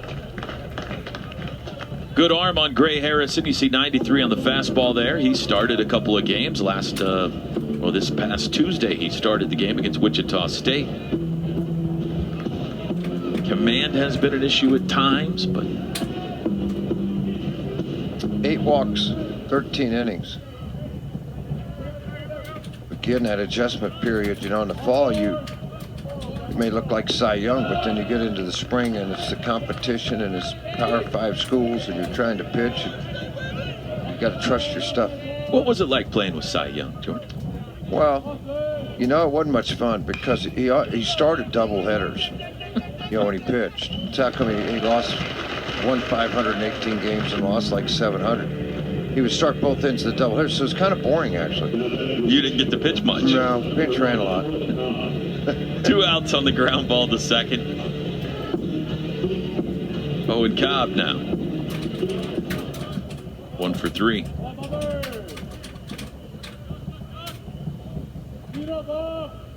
Can you imagine if a manager started a guy both games of a doubleheader today? Would be good. Thing is, Cobb threw a 3 days rest. 2 days rest sometimes. 1-0. Going to be 3 ground ball outs this inning. Nice job by Gray Harrison. 5-3, 4-3, 6-3. Time to stretch in Norman. Time to score some runs for the Sooners. This is OU baseball. 9-2, the Sooners trail it. They've been out hit 12-3, and Stanford will turn it over after a very nice start by Joey Dixon. 3 hits and a couple of runs given up by the right-hander. We'll turn it over to Ryan Bruno, 964 earned run average, making his 11th appearance. Throwing strikes is a problem for him. He has walked 16 and 9 in the 3rd innings. Yeah, this is really one of the stories for Stanford this year. First team preseason All-American, closer a year ago, lights out. This year has been very wild. And so this is why he's in a 7-run game here. They're trying to get him back on track and some work. Well, it's left-handed. It's 95 miles an hour. Throw the ball over the plate, son. He's one of the most heralded pitchers in the country. He's knocked his catcher's glove off with that final warm-up pitch. But it has been a challenge so far for Bruno. And again, we were talking about Stanford's long-term prognosis. This is a guy who is a major piece for them. If they could get him right, he could be one of the best closers in America. Well, but if he gets wild, the Sooners can get back in this thing here. It's a major league arm, and that's what they're looking at. Great body, big arm, those strikes.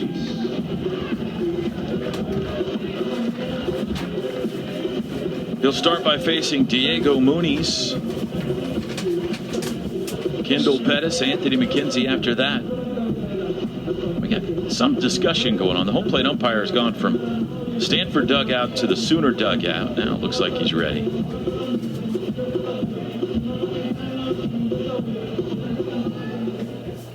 And here we go. Bruno versus Moonies.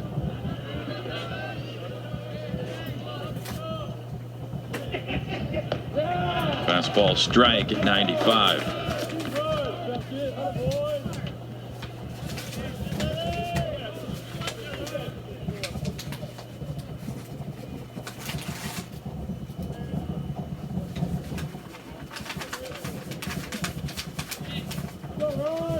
Ever seen Encanto, George?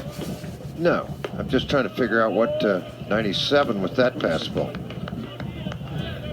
Keeps looking at all the wristbands he's got on.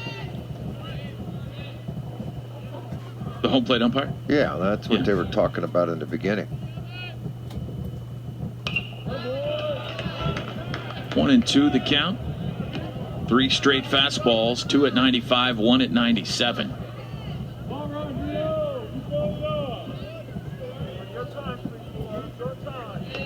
Diego struck out twice today. And now 3 times. 89-mile-an-hour slider. Ooh. That looked pretty good. Nothing wrong with that at bat for Bruno. Here's Pettis now. A guy named Bruno I played with, Tom Bruno, was built just about like this guy, right-handed. You gotta be, don't you? If your name's Bruno. Well, there's not that many Brunos running around, is there? You can't be a little Bruno, I don't think. There's a strike. Pettis hit by a pitch back in the second, struck out in the 5th.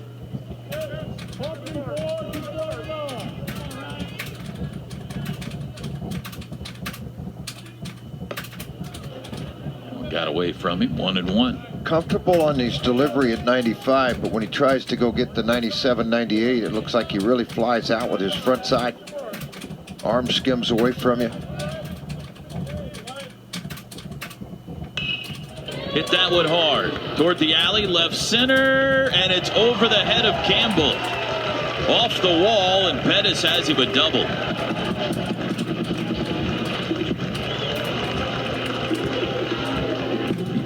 Timed up that fastball and hit it a ways. It's the 4th hit today for OU. They got it good too. Got the fastball right in the inner half, choked up about a ½ inch on the bat, give him some bat speed, and he paid for it. Good to see. Home run yesterday, double today for Pettis. McKenzie now. Tighten this game up a bit. Yeah, try to do whatever you can do. Got basically got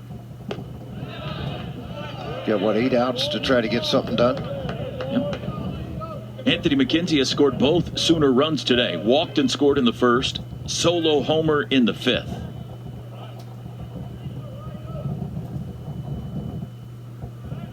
Here's the 1-0. Got the strike call on the outside corner there. 8th inning in Manhattan. Rubber game. Baylor, Kansas tied at 4. Manhattan, I said Lawrence, that should be, sorry. I thought I heard you say Manhattan. 2-1. In Manhattan, rubber game, they're in the 8th inning. West Virginia leading K-State 7-4. Rubber game in Stillwater, Texas leading OSU 3-0 in the 6th.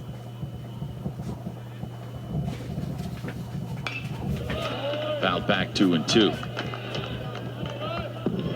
It's actually not a rubber game in Lawrence, Kansas, looking for the sweep there. Rubber game in Lubbock, TCU leads Texas Tech 3-2 in the 3rd. I did not do a very good job on that scoreboard update. But I understand it all now. 2-2 to McKenzie. I was never confused, but I am now. Got no chance on this one. Beats it out. High chopper. 1st and 3rd, 1 out. McKenzie pounded it off the turf right out in front of home plate, and it trampolined into the air about 35, 40 feet. And Owen Cobb just put it in his back pocket. Well, he had to, but I watched Bruno's body language. He just kind of threw the hands up, took the head, slipped down. Slider that just went out of his reach on the mound, and there was no way for the shortstop Cobb to get there to make a play. They're on the corners here. Sooners' hottest hitter steps in. Madron does not have a hit today. He's walked twice, struck out in the 5th. Trying to extend an 8-game hit streak. Left on left and a flip throw to first.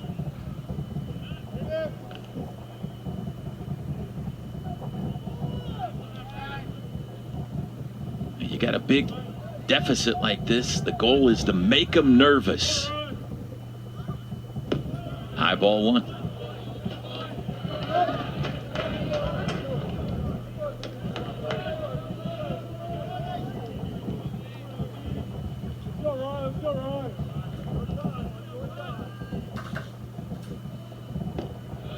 Two 2-0. Madron 2 home runs in the series. One Thursday, one Friday. 4 now on the year.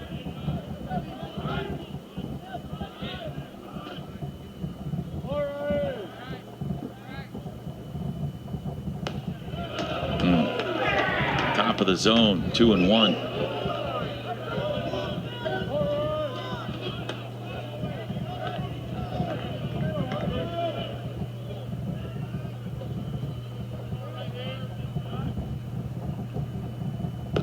Swing and a miss.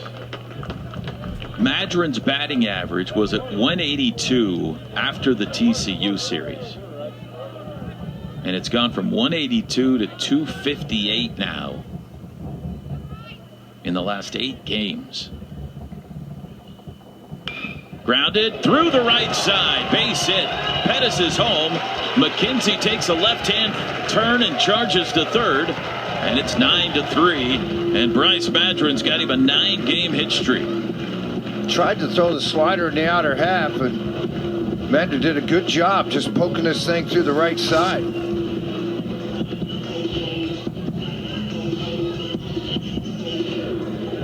Hit it where they ain't, George. Yeah, you know, I'm just watching Bruno on the mound. It's like everything that happens, it's like the end of the world. I mean, he's throwing his hands up, the head drops, like nobody's supposed to hit my 89-mile-an-hour slider. Well, guys hit balls. The Sooners put their 3rd run on the board with 6 hits now in the ball game. Spikerman.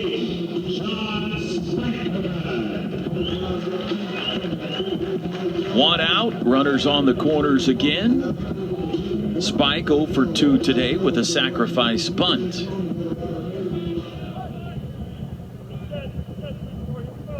Six hits now for OU, 3 of them in a row here in the 7th. And he waves at that one.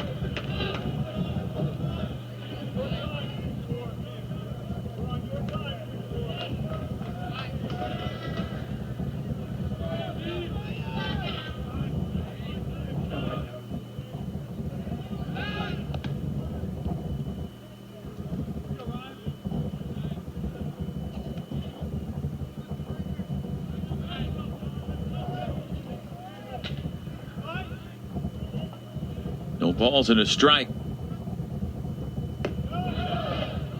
When he misses on the fastball, they've almost all been high. 1-1. Doesn't get extension at all to home plate. Release point's high. A lot of times you look where they set their hands, how quick the hand gets out. Does it hesitate on the backside? Spikerman loaded up for that one and missed it. 1-2.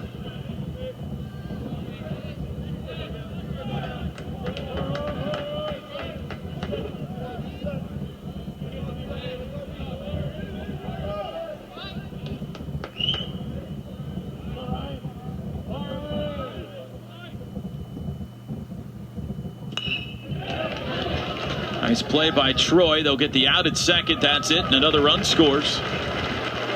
9-4. RBI for Spikerman.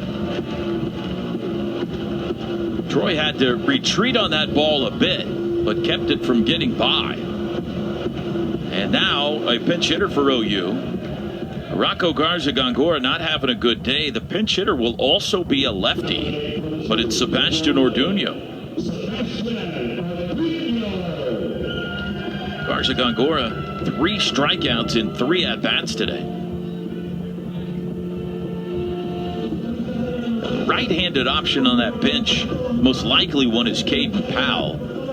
But Orduno's a battler. They're going to let him go after Bruno here with 2 outs and Spikerman at first. Sooners have closed a 7-run deficit to 5. Need some more.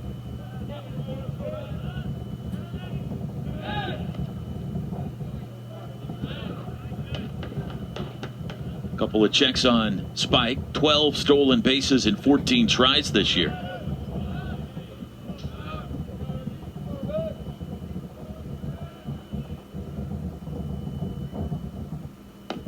And the first pitch to Seabass, as they call him, is outside. Is that what you call him? Seabass? I don't call him that. His teammates call him that. I guess I do call him that. I just called him that. Well, I was going to say, I think you do. But not to his face, I don't. I just say. Why not? Well, we don't talk a lot, you know. Lifted foul and out of play. If we did, I would probably start with Sebastian.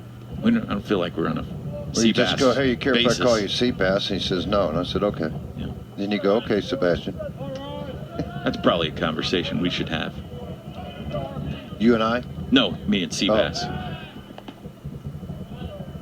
Should probably run all nicknames by these guys, but I assume he's comfortable with it since his teammates call him that.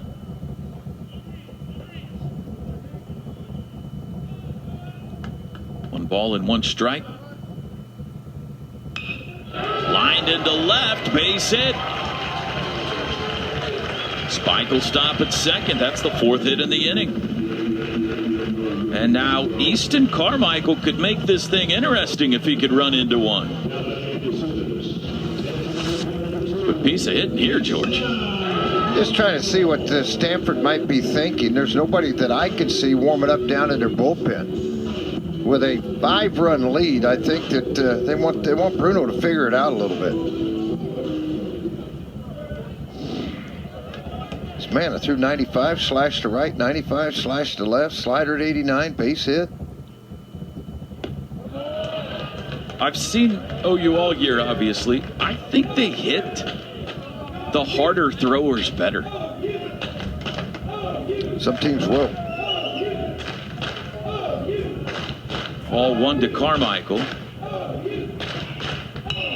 Base hit into left. Spikerman headed home. Throw to the plate. Cut off. 9-5. Second run batted in today for Easton Carmichael.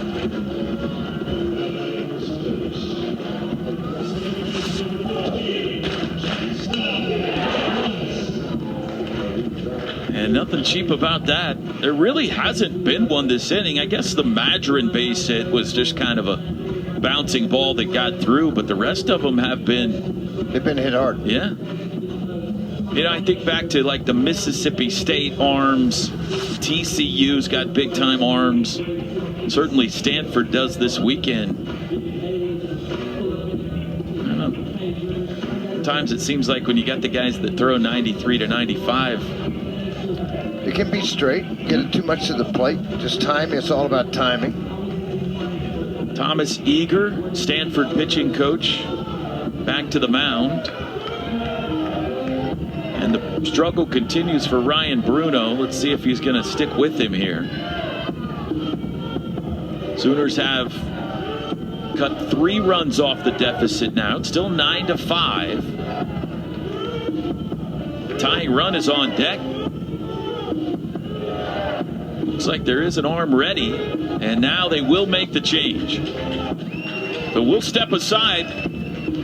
Stanford goes back to the bullpen. It's 9-5 Cardinal in the bottom of the 7th. You're watching OU baseball.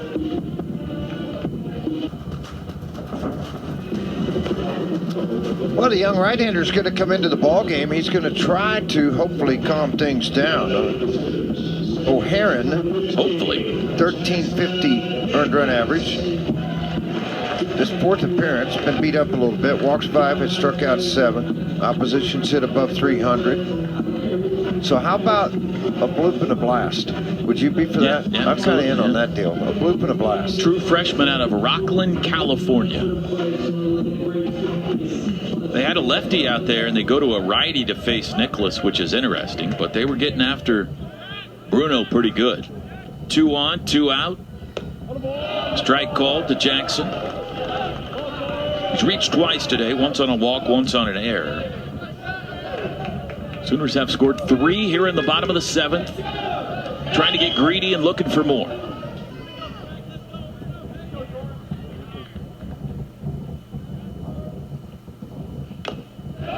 Oh, 2. RBIs for Madron, Spikerman, and Carmichael so far.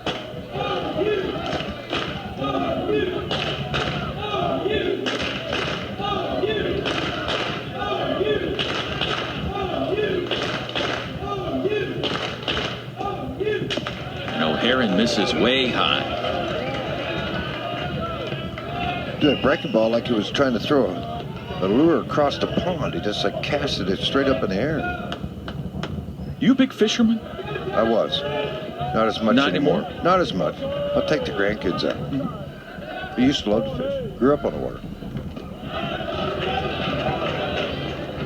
That ball was headed to the backstop, but it looked like it caught the right foot of umpire Brandon Meissen. So a break for Stanford. 2-2. 2 breaking balls he couldn't get over for strikes. Look dead red and turn on it. They're shifting Nicholas. Shortstop Cobb playing him up the middle.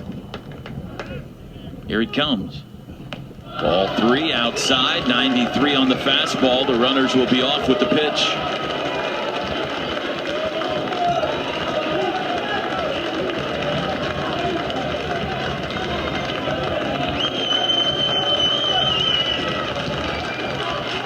Jackson Nicholas versus Torin O'Haron. Here it comes. Struck him out.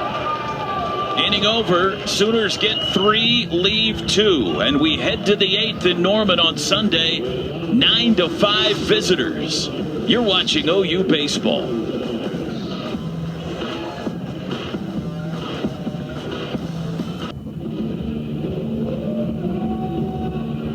A couple of members of the Sooner softball team victorious earlier today. Riley Boone and Alyssa Brito. Alyssa Brito still with the eye black on. They've come over to support the baseball team. Softballers a 10-2 win over Texas today, sweeping the Longhorns after their head coach had some things to say this week. Here it's 9-5 now, Stanford. Did Texas coach get a little chirpy? Yeah, a little bit. Bulletin board stuff? No doubt, definitely. Yeah. Yep. Okay. I think it made it beyond the bulletin board. We're gonna come into Oklahoma and sweep them? No, not so much that. Just they're not as good as what they think they are? Not quite that either. Line drive down the left field line, slicing to the corner, and it got by Pettis. Park headed into second, and he's going to try for 3, and he'll get there with a triple. A lead-off triple for Eddie Park. Pettis' arm, I've noticed it's bothering him somewhat compared to last year. McKenzie will sprint as close to him as he can to shorten up his relay throw, and he just flipped it over the head of McKenzie. Now watch right here. As he goes and gets the ball, it looks like the shoulder's hurt. I mean, that's what it appears to be on the throw.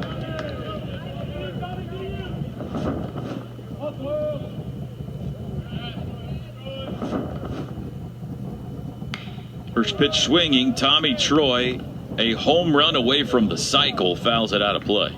Singled in the first, doubled in the 5th, tripled in the 6th. Sooners bring the infield in.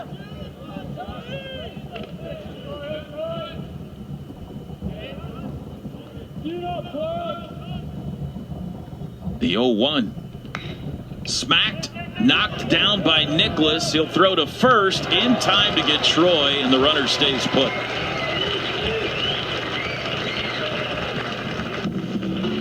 One out. And with nobody out, Park didn't risk it, but he probably could have scored there. Hard hit ball, though. Real hard hit ball. Nicholas able to just kind of backhand it and then make the play. And then as soon as he knocked it down, the runner at third base just stopped. Yeah, and I'm not going anywhere. Eddie Park said, can't score, not going to do it. They got the left side of the infield totally covered for the Sooners. Right side of the infield, big hole. That's Jackson Nicholas at the bottom of your screen, who has moved, as George says, over to the shortstop side of second. The shift on for Carter Graham. 1 for 4 on the day. 2-0, the ball dribbles away from Diego, but not far enough for Park to try it. You know, I'd probably even move Clark closer to the line at third base. You ever think of getting into coaching or managing, George? No. I like teaching kids how to throw. Yeah, you work with a lot of pitchers. Yeah, for I people like who that. Don't know. Have I for like years. that. I don't want to do the other. I mean, my son would be great at it. Parker, he is good at it. High school coach, pitching coach, he's great at it. But you just probably spent too many years in a uniform. Too many years broadcasting. I get my joy helping a 9, 10, 12, 13-year-old kid. And then, you know, Jake Bennett started in 7th grade with him, see him grow up, progress. And become a millionaire? Yeah. Fly ball deep left field. Carter Graham gone. Don't have one playing there. 2-run home run, his 3rd of the season, and it's 11-5. Seems like he has more home runs than that. Seems like we've called that many. Whew. 19 RBIs on the season. The big fella's starting to swing it, isn't he? 5 in the 5th, 3 in the 6th, 2 so far in the 8th for Stanford. That was kind of off the end of the bat.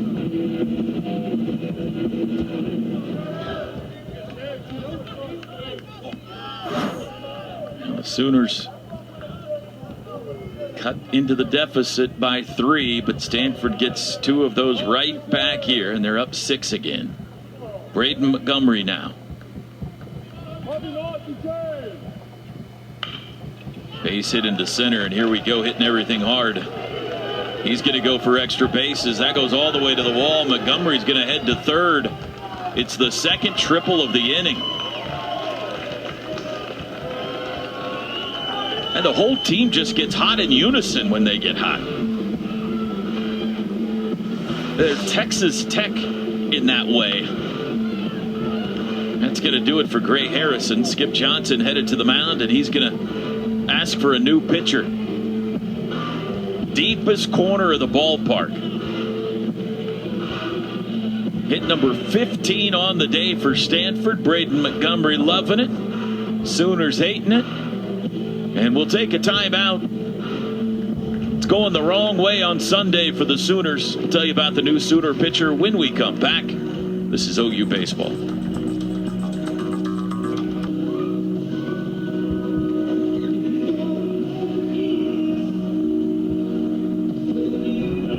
The left-hander, Julian Hashem, will come into the ballgame. 6'7", out of Oak Park, Illinois.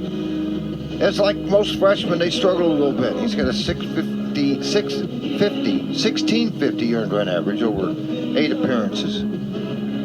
Walks, still the same thing, 7 walks in 6 innings. Rough outing on Thursday for Julian. It was for everyone.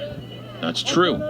Malcolm Moore, the batter, infield in, and he'll put the first pitch he sees to the wall in right. They won't stop hitting. Into second, Moore. The throw's a good one. He's safe.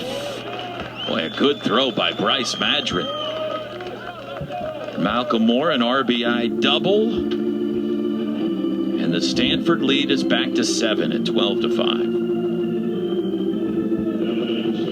4 hits in the inning, triple, homer, triple, double.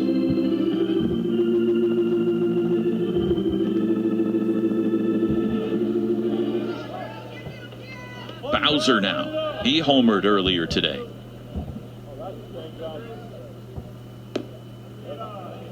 Hashem, I'm sure you called his game earlier this year, George. He's the one that has the twin brother who's a right-hander who went to Evansville, Elias. Also, I think Elias is 6'8", Julian 6'7". They both play basketball, I hope. Yes. 2-0. The Twin Towers from Oak Park, Illinois.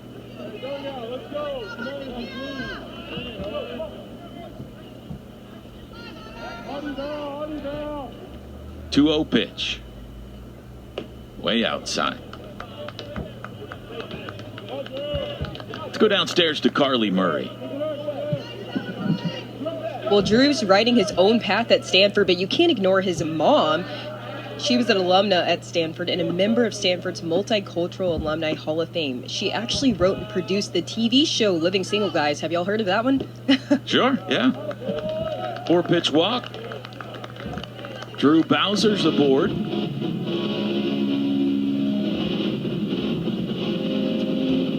And that is, amazingly, only the second walk issued by OU pitching today. The first one was to the first batter of the game, Eddie Park. And Skip Johnson has said that's enough. He's going to go back to the bullpen. Let's keep it here this time. Carson Atwood will come out of the pen for OU, the 5th pitcher of the day. Yeah, Skip trying to go down now to a veteran guy and hopefully just get out of this inning.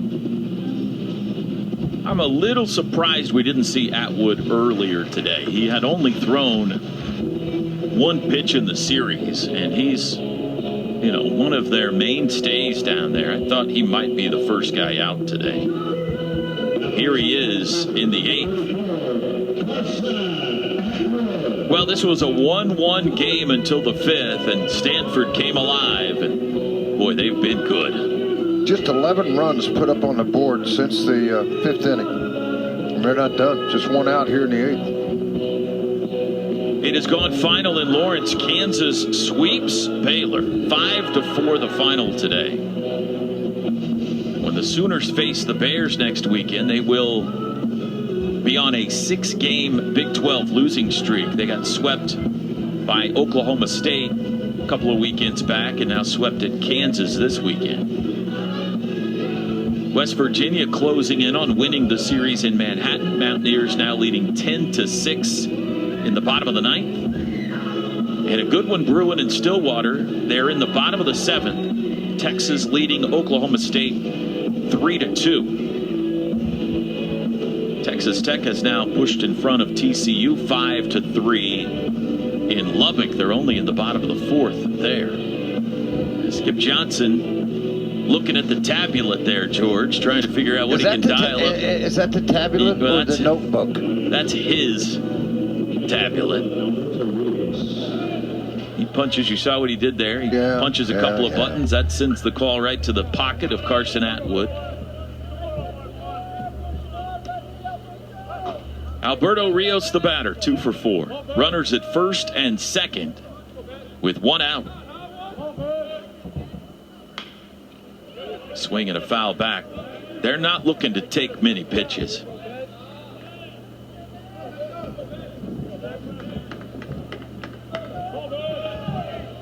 This today, I think, makes you appreciate what Braxton Douthit did even more, huh? Mm-hmm. Wow.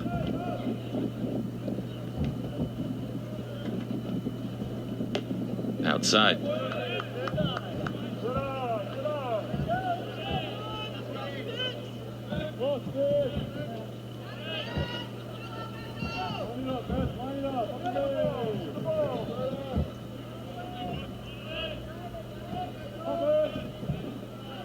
The 1-1.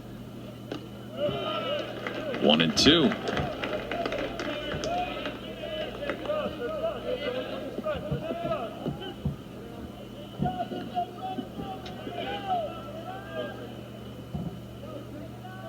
Stanford scored 21 in a game against Cal State Fullerton. They've had games of 15, 24, 16. Line drive, left field. Pettis on his horse, and he got there. Nice running catch by KP for out number 2. I'll start over. 21, 15, 24, 16, and this weekend 23 and 12 and counting. There's a couple other 10s and 11s in there I skipped over. Little spring football going on? I'm not sure their football team puts up this kind of numbers. They can rake. Zaborn Campbell, swing and a miss.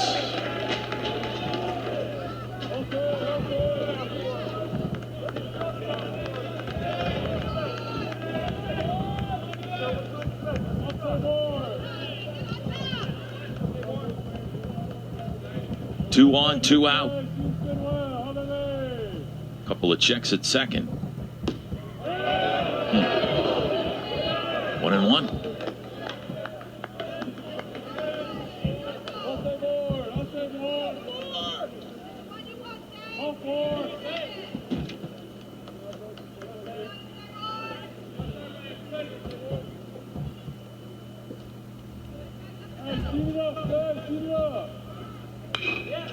Base hit into center. That'll score Malcolm Moore. And it's 13-5.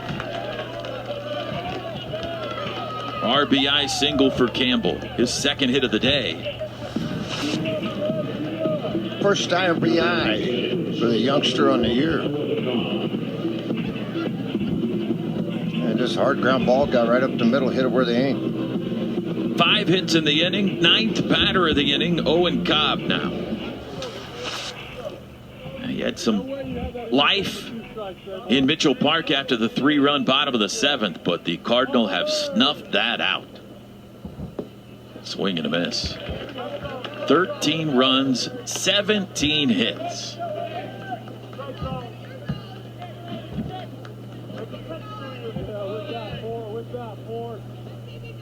Bowser at second, Campbell at first. Cobb 1 for 4 today.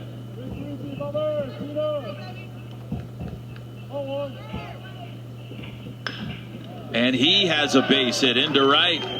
Madron's going to come up firing. Throw is cut off. RBI single for Cobb. George, they won't stop. I just get her to yell out the booth. Stop it. 14-5. Golly. We've gone in the time machine and gone back to Thursday again. Holy cow. Enough's enough. Eddie Park started this inning with a triple. Crazy part, it was 1-1 in the 5th. Mm-hmm. Okay. Going to the top of the 5th. This is where you break out the knuckleball or something. Throw something you don't throw. How was your knuckler? Not bad. Really? I actually threw one in 2 different games. Threw one to Teddy Simmons, and he said, when did you start throwing a knuckler? I said, to you. Did he hit it? Yeah, second base for an out. Okay. And then I threw it to Carl Yastrzemski, and he fouled it off. Well, why didn't you throw any more? That's a good average. That was just it. I was just done. I mean, my dad had taught me in the backyard. It really wasn't that good. I was just doing something different. Runner goes. Pitch is taken, and they're trying to get into a rundown. Let me tell you what. That gets a little aggravating right here. 14-5. Mm-hmm. Try a double steal like that in the 8th inning. It's starting to draw a little line in that sand of baseball integrity type thing you're drawing there.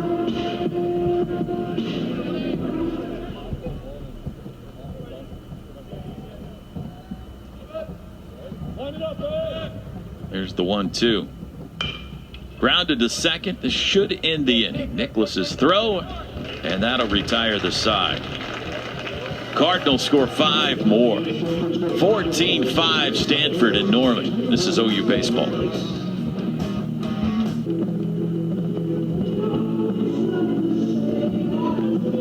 Ty Huber in for Stanford. Second time we've seen him in the series. He pitched here on Friday night, Thursday night, game 1, the final 2 2/3 innings. He only gave up 1 hit, no runs, walked a couple of guys. And he's trying to get 6 more outs. Stanford in charge, 14-5 on Sunday. Fascinating series, blowout win for the Cardinal on Thursday. They're headed for another one today, and in the middle, a couple of close wins for the Sooners. And Oklahoma's still got some time to possibly pull off some magic here. It'll be Clark, Moonies, and Pettis due up. First pitch is a bit high. Wally 1 for 3 today. 4 hits in the series.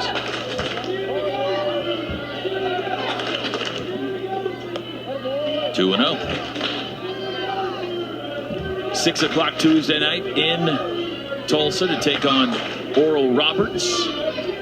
First of 2 matchups this year between the in-state rivals. Swing and a miss. Then Thursday, Friday, Saturday in Waco. Thursday and Friday's games at 6:30. It'll be a 2 o'clock finale on Saturday. Strike called, 2-2. And then we'll all head home and enjoy Easter.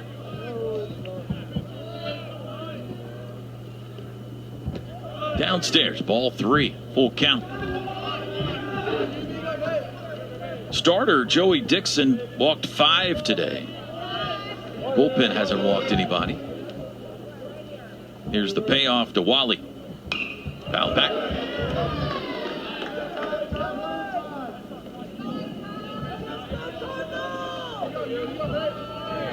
Midweeks have been rough for OU of late. Hoping they can get back on the right track there on Tuesday, although Oral Roberts, another foul ball.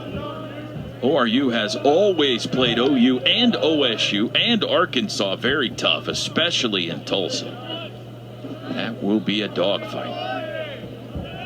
Hope we'll see a lot of crimson in the stands on Tuesday.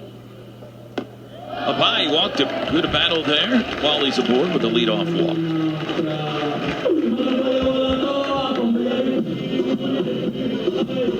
Stanford 14 runs on 18 hits. They've committed 2 errors. Oklahoma 5 runs on 8 hits. Also 2 errors today.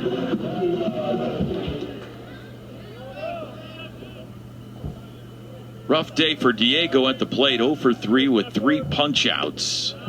Drops a breaking ball in there for strike 1. Uber, spelled like Uber, U-B-E-R, pronounced Uber.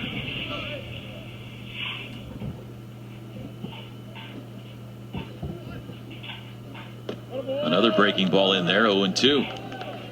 Mooney's grimaces.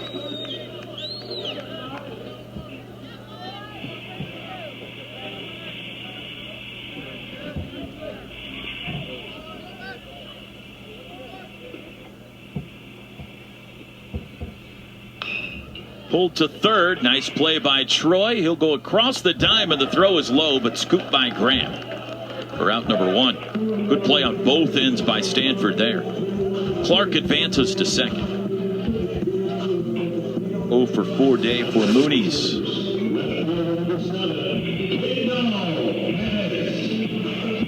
Smooth on both ends. Pettis doubled and scored last time up.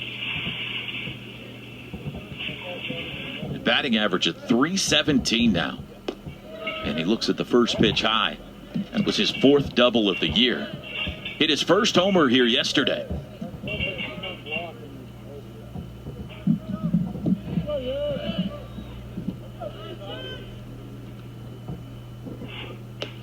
Two 2-0. West Virginia has finished off K-State 10-6 the final. So the Mountaineers in their first conference series win 2 of 3 on the road in Manhattan. Might be a pretty good ball club this year. There's a strike. I wonder if West Virginia charters everywhere. Got to fly into Manhattan. That'd be tough. I don't know that. I don't know the answer to that. I would venture a guess no, but I don't know that for sure. That would be a guess. Poke to first. Graham's got it, and there's 2 away. I don't think there's a lot of college baseball teams that charter everywhere. Arkansas is one that pretty much gets on the airplane every time they go. Anything over 5 hours, they get on the airplane. There are some SEC teams that I'm sure that is more likely the case. Well, anywhere over 5 hours, OU gets in an airplane too. So There's just not a lot of places they play over 5 hours away in the Big 12. Not going to be the case in the SEC. No. Fly ball center field should end the inning. Eddie Park is there, side retired, and we go to the ninth. It's a 9-run lead for Stanford. This is OU baseball.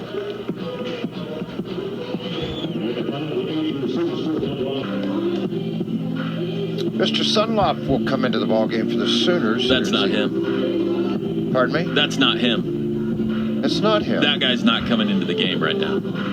He's not? Did you ask him? That's not him either. Before you tell us about Colton Sunloff, yes, Carly Murray has a report for us down in the dugout. Well, I want to hear it. Yeah, it's Coach Esker, 6 years the Stanford skipper, and he has been a winner for this team. In 5 seasons, he's amassed 182 and 72 overall record, the highest winning percentage of any coach in Stanford baseball history, including last year in their back-to-back College World Series appearances. Done a great job taking over for a legend. Mark Marquis out there. Can I talk about this guy now? That's still not him. Well, these guys are faithful, though. They're sticking around to the ninth. Okay, go ahead. Tell us about Colton Sunloff. Now you want me to? Yeah, there he is. This is the part where you're supposed to? When they show him on the TV? Yeah, there he is. Yeah, it's Colton Sunloff. The right-hander coming into the ballgame. Hopefully, we'll have a clean inning. Be able to get out of this unscathed. Not many Sooner pitchers have it, although Atwood didn't give up anything, gave a couple of hits. Sophomore, out of Utah. Far-reaching on the recruiting side of things. Utah. Little 3/4 arm slot here. Well, real quick. It's a quick arm action. Very deceiving when it's over the plate. Pitched in game 1 on Thursday, gave up 1 hit, 1 earned run. He walked a guy as well. He pitched quite a bit last year as a freshman, but struggled in the fall and has not been used much so far this season. 2-0 the count to Troy. 338 earned run average. Stay up. Nope. Well, that's a good one-hop snag there, I'll tell you. It's another hit for Tommy Troy. 4 hits today. He had 3 yesterday. That's now 9 in the series for Tommy Troy. Toby, I'm starting to look at it like this. Their arms have to get tired pretty soon. The hitters? Yeah. It's 19 hits. They have now equaled their hit total from Thursday when they scored 23 runs.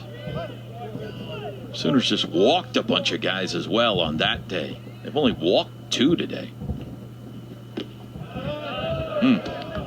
Boy, Diego thought he had a strike. He did. Where was that one? I don't know. I missed it. Well, it's the 9th inning. You don't miss pitches like that. It does look like the Brandon Meissen said. He just got to shrug his shoulder. I missed it. I might have missed that one. Yeah.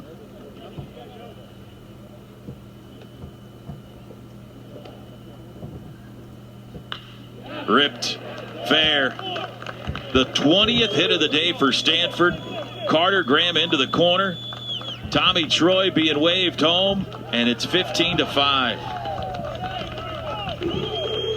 The last 3 times up, Carter Graham has had extra base hits. 2 doubles and a homer.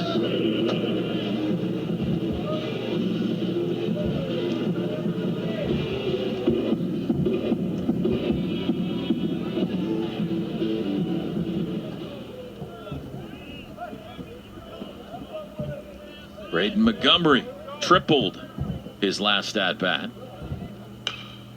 And that's a base hit into left. He'll stop Graham at third. Sunloff has faced 3 batters, given up 3 hits. 1 run. 21 hits now for Stanford.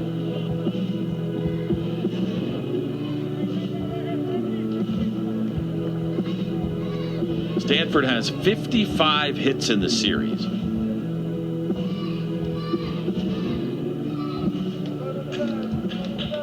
OU 32. It's still going to be a series split. Pitch is low and inside.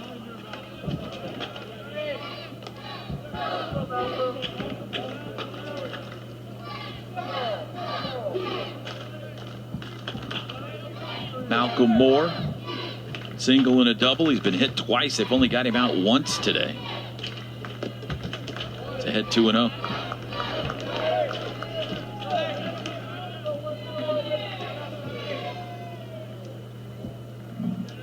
We've run into teams like this through the years when you see them on your schedule. I remember Arizona a couple of years ago down in Frisco.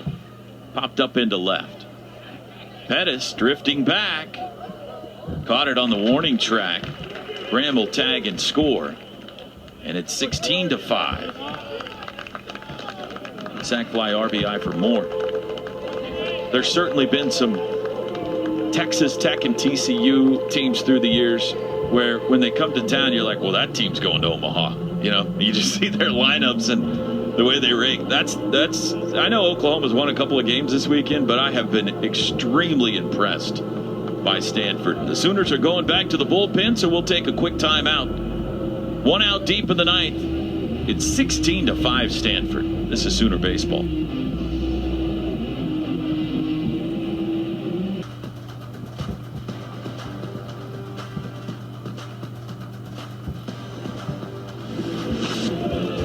Yeah, Peyton Lennick has come on to the ball game. This is Skip Johnson's, let's see, 9th pitcher? Is that right? 7th. 7th pitcher? No. 7th pitcher. Double check my writing. 9 ERA for 3rd appearance on the season for him. Gets ahead here on 1 to 6'9", 145-pound right-hander. And a pinch hitter for Stanford, it's Timo Becerra. 3 for 6 on the year. Can't get in the lineup with these guys. I was going to say, Becerra's got to be saying, give me some more playing time, coach. It is all Cardinal on Sunday. They lead at 16-5. In a game that was 1-1 going to the 5th.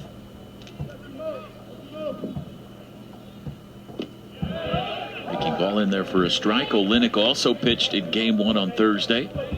1 inning, gave up 2 hits, 2 runs, struck out a couple of guys.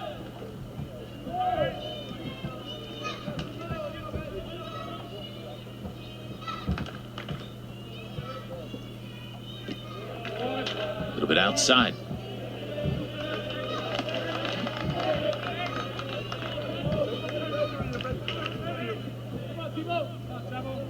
Well, the other night we threw about 400 pitches in that 23-run game. How many we got today, Toby? As a team. Stand by. Do quick math. Do Piedmont math. Popped up foul, and that'll get out of play. 250? Hang on a second. I'm trying to get there. How many pitches did we really throw on Thursday? There was a lot. I feel like 500 is an exaggeration. Well, it was in the mid threes. 161 today. That's it? A lot of first pitch hits, huh? Yeah, they've done a lot of early swinging. This is the 51st batter faced. 51st? Uh-huh. In 9 innings? That's right. Busy every inning. There was a 1-2-3 second today. And he faced 4 in the 3rd, 4 in the 4th. Things were going pretty well. Full count. Pitch to Becerra is grounded slowly to short. McKenzie, and there's 2 away. And Montgomery advances to 3rd.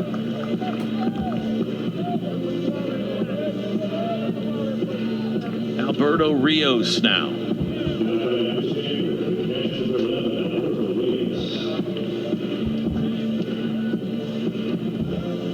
Two hits, 2 for 5, Rios. Couple of singles back in the 4th and 5th.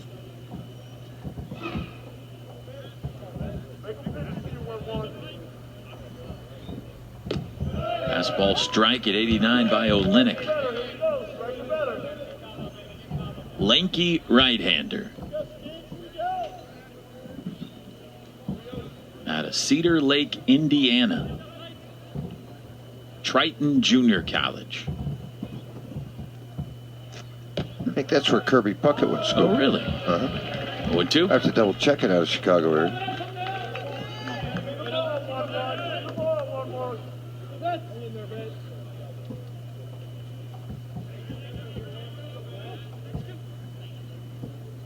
Trying to bring down the curtain on the top of the ninth. Here's the 0-2. Grounded back to the mound. It got by Olenek. McKenzie's got to hurry. Plenty of time. Inning over.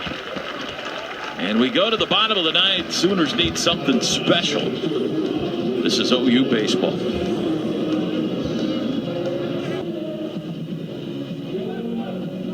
And we head to the bottom of the ninth. Still Ty Huber on the mound for Stanford.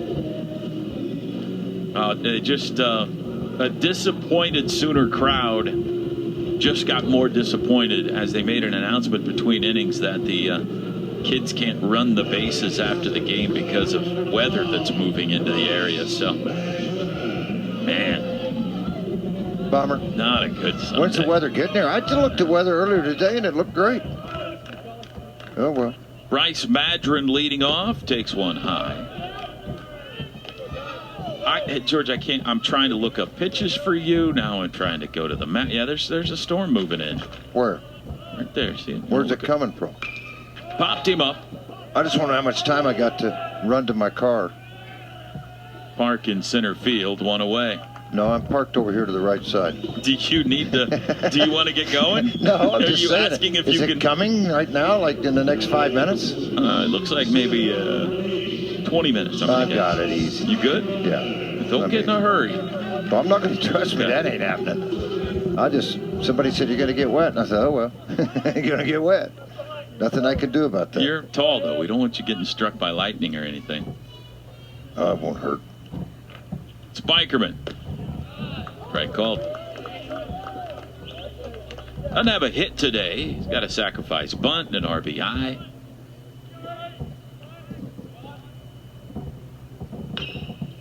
Pulled foul. Sooners have one home run. That was Anthony McKenzie back in the fifth. You're going to have to get yourself up, dust yourself off, and go out on the road for 4 next week. Still getting 2 wins over these guys. Nothing to sneeze at. Tell you what else helps, George. Pitches low, 2-2. Well, you tell me. You know better than I do. You see a team of this caliber, then you go face teams that aren't of this caliber, and suddenly the world seems easier, right? There's nothing you haven't seen. I mean, these guys, I haven't seen a college team swing a bat like this at all. Grounded to second. Bowser. Throw on to first. That's not Bowser anymore. My apologies. That's Becerro. His mother is very upset with you right now. I just apologized to her. Sorry, Mom. There's Becerro. Nice play. 2 up, 2 down. Sooners down to their last chance. Sebastian Orduño singled his only at bat today.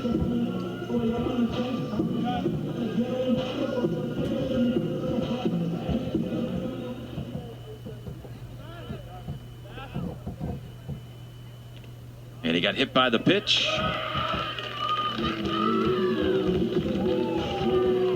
That'll get Easton Carmichael one more AB.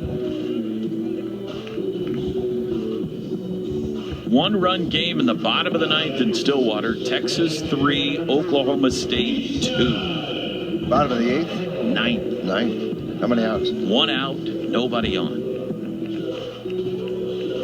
Boy, if Texas could start with a sweep of Tech and a road series win over Oklahoma State, they're the team to beat at that point. That's impressive for a team that's supposed to be rebuilding this year. Strike called. Texas looked really ugly through the first 3 weeks or so of the season, and they have gotten, I started to say red hot. I guess it's burnt orange hot for them. He ripped off about 15 or 16 in a row before the Cowboys got him last night. Inside, a ball and a strike to Carmichael.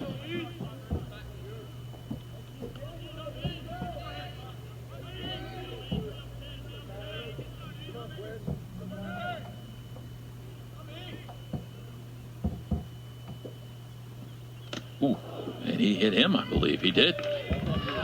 Well, Huber back-to-back HBPs. Jackson Nicholas will get another at bat. Throw a strike. There's a storm coming. Toby, the weatherman, has told me. A massive storm. I did not say anything about the size of the storm. You just said it was a big storm. I don't think I even said big. I said there is weather. It does look like there's a storm headed our way. Yes. Yeah. Coming back over our shoulder. Nicholas, a walk. No hits yet today. 2 on, 2 out.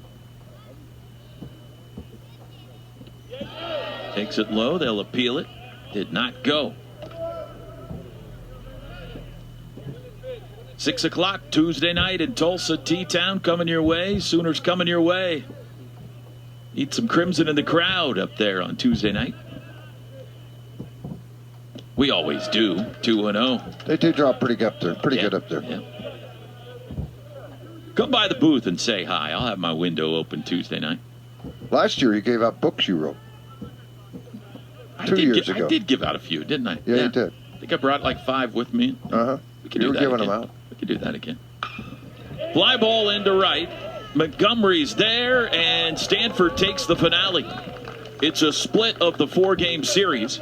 Final score on Sunday, Stanford 16 and Oklahoma 5. And we welcome you in now to the Bud Light postgame show. George, this was a close game until the 5th, and then it was all Cardinals. All Cardinals, all swung the bats. They put up, just starting in the 5th inning, 13 runs, 14 runs had scored, and it was just crazy. They just kept going and going and going. And put a 2 5-run innings up, a 3-run inning up, a 2-run inning up, 15 runs threw up there to hurry. It ends up 16-5. Sooners pitching was not good from the 5th on. Pretty plain and simple. There's no other way to say it. Stanford scores 39 runs in the bookend games of the series, but the Sooners took the middle 2, so it's a split. Final stats brought to you by Taco Mayo. There you see it there. Big day for a lot of Stanford hitters today. Tommy Troy 4 for 6, single, double, triple. They hit a few out of the yard. Joey Dixon will get the win on the mound, and Stanford now goes back to the West Coast, where they will take on Cal in Pac-12 play again next weekend. For the Sooners, they're on the road. They got Baylor in Big 12 play next weekend. 16-5 the final. For those of you watching on ESPN Plus, this concludes our broadcast. If you're listening on Sooner Radio, stick around. More of the postgame show to come. For George Frazier and Carly Murray, this is Toby Rowland. We'll see you next time. Boomers Sooner, everybody.